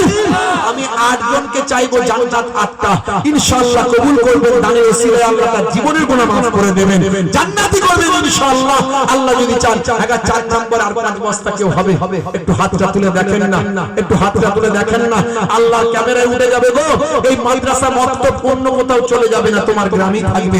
তোমার ছেলেরা পড়বে, তোমার নাতি পড়বে, নালে পোতা পড়বে, তোমার আলাউলা পড়বে, তোমার ছেলেদের ছেলে পড়বে, তোমার প্রতিবেশীরা কেউ পড়বে। বাবেরা আমার, তুমি কবরে পড়ে পড়ে সওয়াব পাবে। আছে আর 5 বস্তা 4 নম্বরের দেনেওয়ালা কেউ আছে? কই হাত তুলেছে? কই হাত? মাশাআল্লাহ রহমাতুল্লাহ পাইক 4 নম্বরে আমার বাপজি থাকতে না পেরে আমি মুসাফির হালাতে দোয়া চাইবো। মাত্র 5 দিনে খোলো আল্লাহ কাবা ঘর থেকে ঘুরে এসেছে, এই কাবা ঘরে হাত দিয়ে এসেছে, কাবা ঘরে চুমু খেয়ে এসেছে। হাজার আসওয়াদ সৌভাগ্য হয়েছিল যে মুখ দিয়ে চুমু দেওয়ার। হাজার আসওয়াদ মুখ দিয়ে চুম্বন দিয়েছি, রাসূলের দরবারে গিয়ে জিয়ারত করে এসেছি, দোয়া চেয়ে এসেছি। জি হ্যাঁ, আমি আপনার জন্য খাস ভাবে দোয়া চাইবো। নানা জান দাদা জানদের ওসিলা দিয়ে তারা আল্লাহর ওলি, বেশক আল্লাহর ওলি। আমি মুসাফিরের দোয়া কবুল হয়। 4 নম্বরে আমার বাপজি হাত তুলেছেন, জোরে বলুন মারহাবা, নারে তাকবীর, নারে তাকবীর। আল্লাহ নিয়ত কবুল করেন। বুখারী শরীফের প্রথম হাদিস, ইন্নামাল আমালু বিন্নিয়াত, নিয়তের উপর আমল হয়। আপনি নিয়ত করুন কারবারের জন্য, ব্যবসার জন্য, সন্তানের জন্য, বাম্মা চলে গেছে তাদের ফেরাতের জন্য নিয়ত করুন। 5 নম্বরে কি আছেন? 5 নম্বরে কই কই কই আর এখানে ভাই ভাই তুলেছে, ওখানে 10 বস্তা কে আছেন? হাত আগে তোলেন। 10 বস্তা কই? দেখতে পাইনি। এইটা আপনি 10 বস্তা? কোন বস্তা? 10 বস্তা, 10 বস্তা। কি নাম ভাই? জামাল মোল্লা সাহেব। আর ওখানে এনারি ভাই কই কই উনি কই? হাত তোলেন, হাত তোলেন। ছেলে হাত তোলেন না, ছেলে হাত তুলবেন না। আচ্ছা মাশাআল্লাহ, ওনার নিয়তটা আলাদা। তো যাই হোক, দুইজন মিলে, একজন হচ্ছে মোহাম্মদ মোল্লা আর একটা জামাল মোল্লা সাহেব, 2 ভাই। জি হ্যাঁ মাশাআল্লাহ, দুইজনের নিয়ত দেখুন কত সুন্দর। দুইজনই 10 বস্তা করে 20 বস্তা সিমেন্ট। জোরে বলুন মারহাবা, জোরে হবে না মারহাবা? নারে তাকবীর, নারে তাকবীর। মাশাআল্লাহ মাশাআল্লাহ। তাহলে 5 নাম্বার 6 নাম্বার হলো, 7 নাম্বার 8 নাম্বার একটু হাত তুলেন না গো। শেষ ভালো যার সব ভালো তার, ইন্নামাল আমালু বিল খাওয়াতিম, শেষের উপর আমল হয়। 6 নাম্বার 7 নাম্বার 86টা হাদিসকে, 6টা হাদিসকে ভালোবেসে 7 নম্বরে বাপজি আমার 7টা জাহান্নাম যাতে হারাম হয়ে যায়, আর 8 নম্বরে ভাই আমার 8টা জান্নাতের একটা না একটা যেন নসিব হয়ে যায়। আছেন 7 আর 8, 6 হয়ে গেছে, 5 6 হয়ে গেছে। একটু বলতে পারেন? একটু দোয়া আল্লাহুম্মা আমিন। মাবুদ আল্লাহ দানকে কবুল করে নিন, দোজানে দিন, হায়াত কিসমত দারাজ করে নিন, শরীরকে সুস্থ রেখে দিন, কাজে কারবারে উন্নতি দিন। যা যা নিয়ত করে দান করেছে মাবুদ নিয়তকে কবুল করে নিন। কারো বাপ কবরে, কারো মা কবরে, দাদা কবরে, দাদি কবরে, নানা কবরে, নানি কবরে, কবরগুলো গোলাপ ফুলের বাগান বানিয়ে দিন। সন্তানদের ওসিলায়, ভাইদের ওসিলায়, আওলাদদের ওসিলায় যে যা নিয়ত করে দান করেছে নিয়তকে কবুল করে নিন।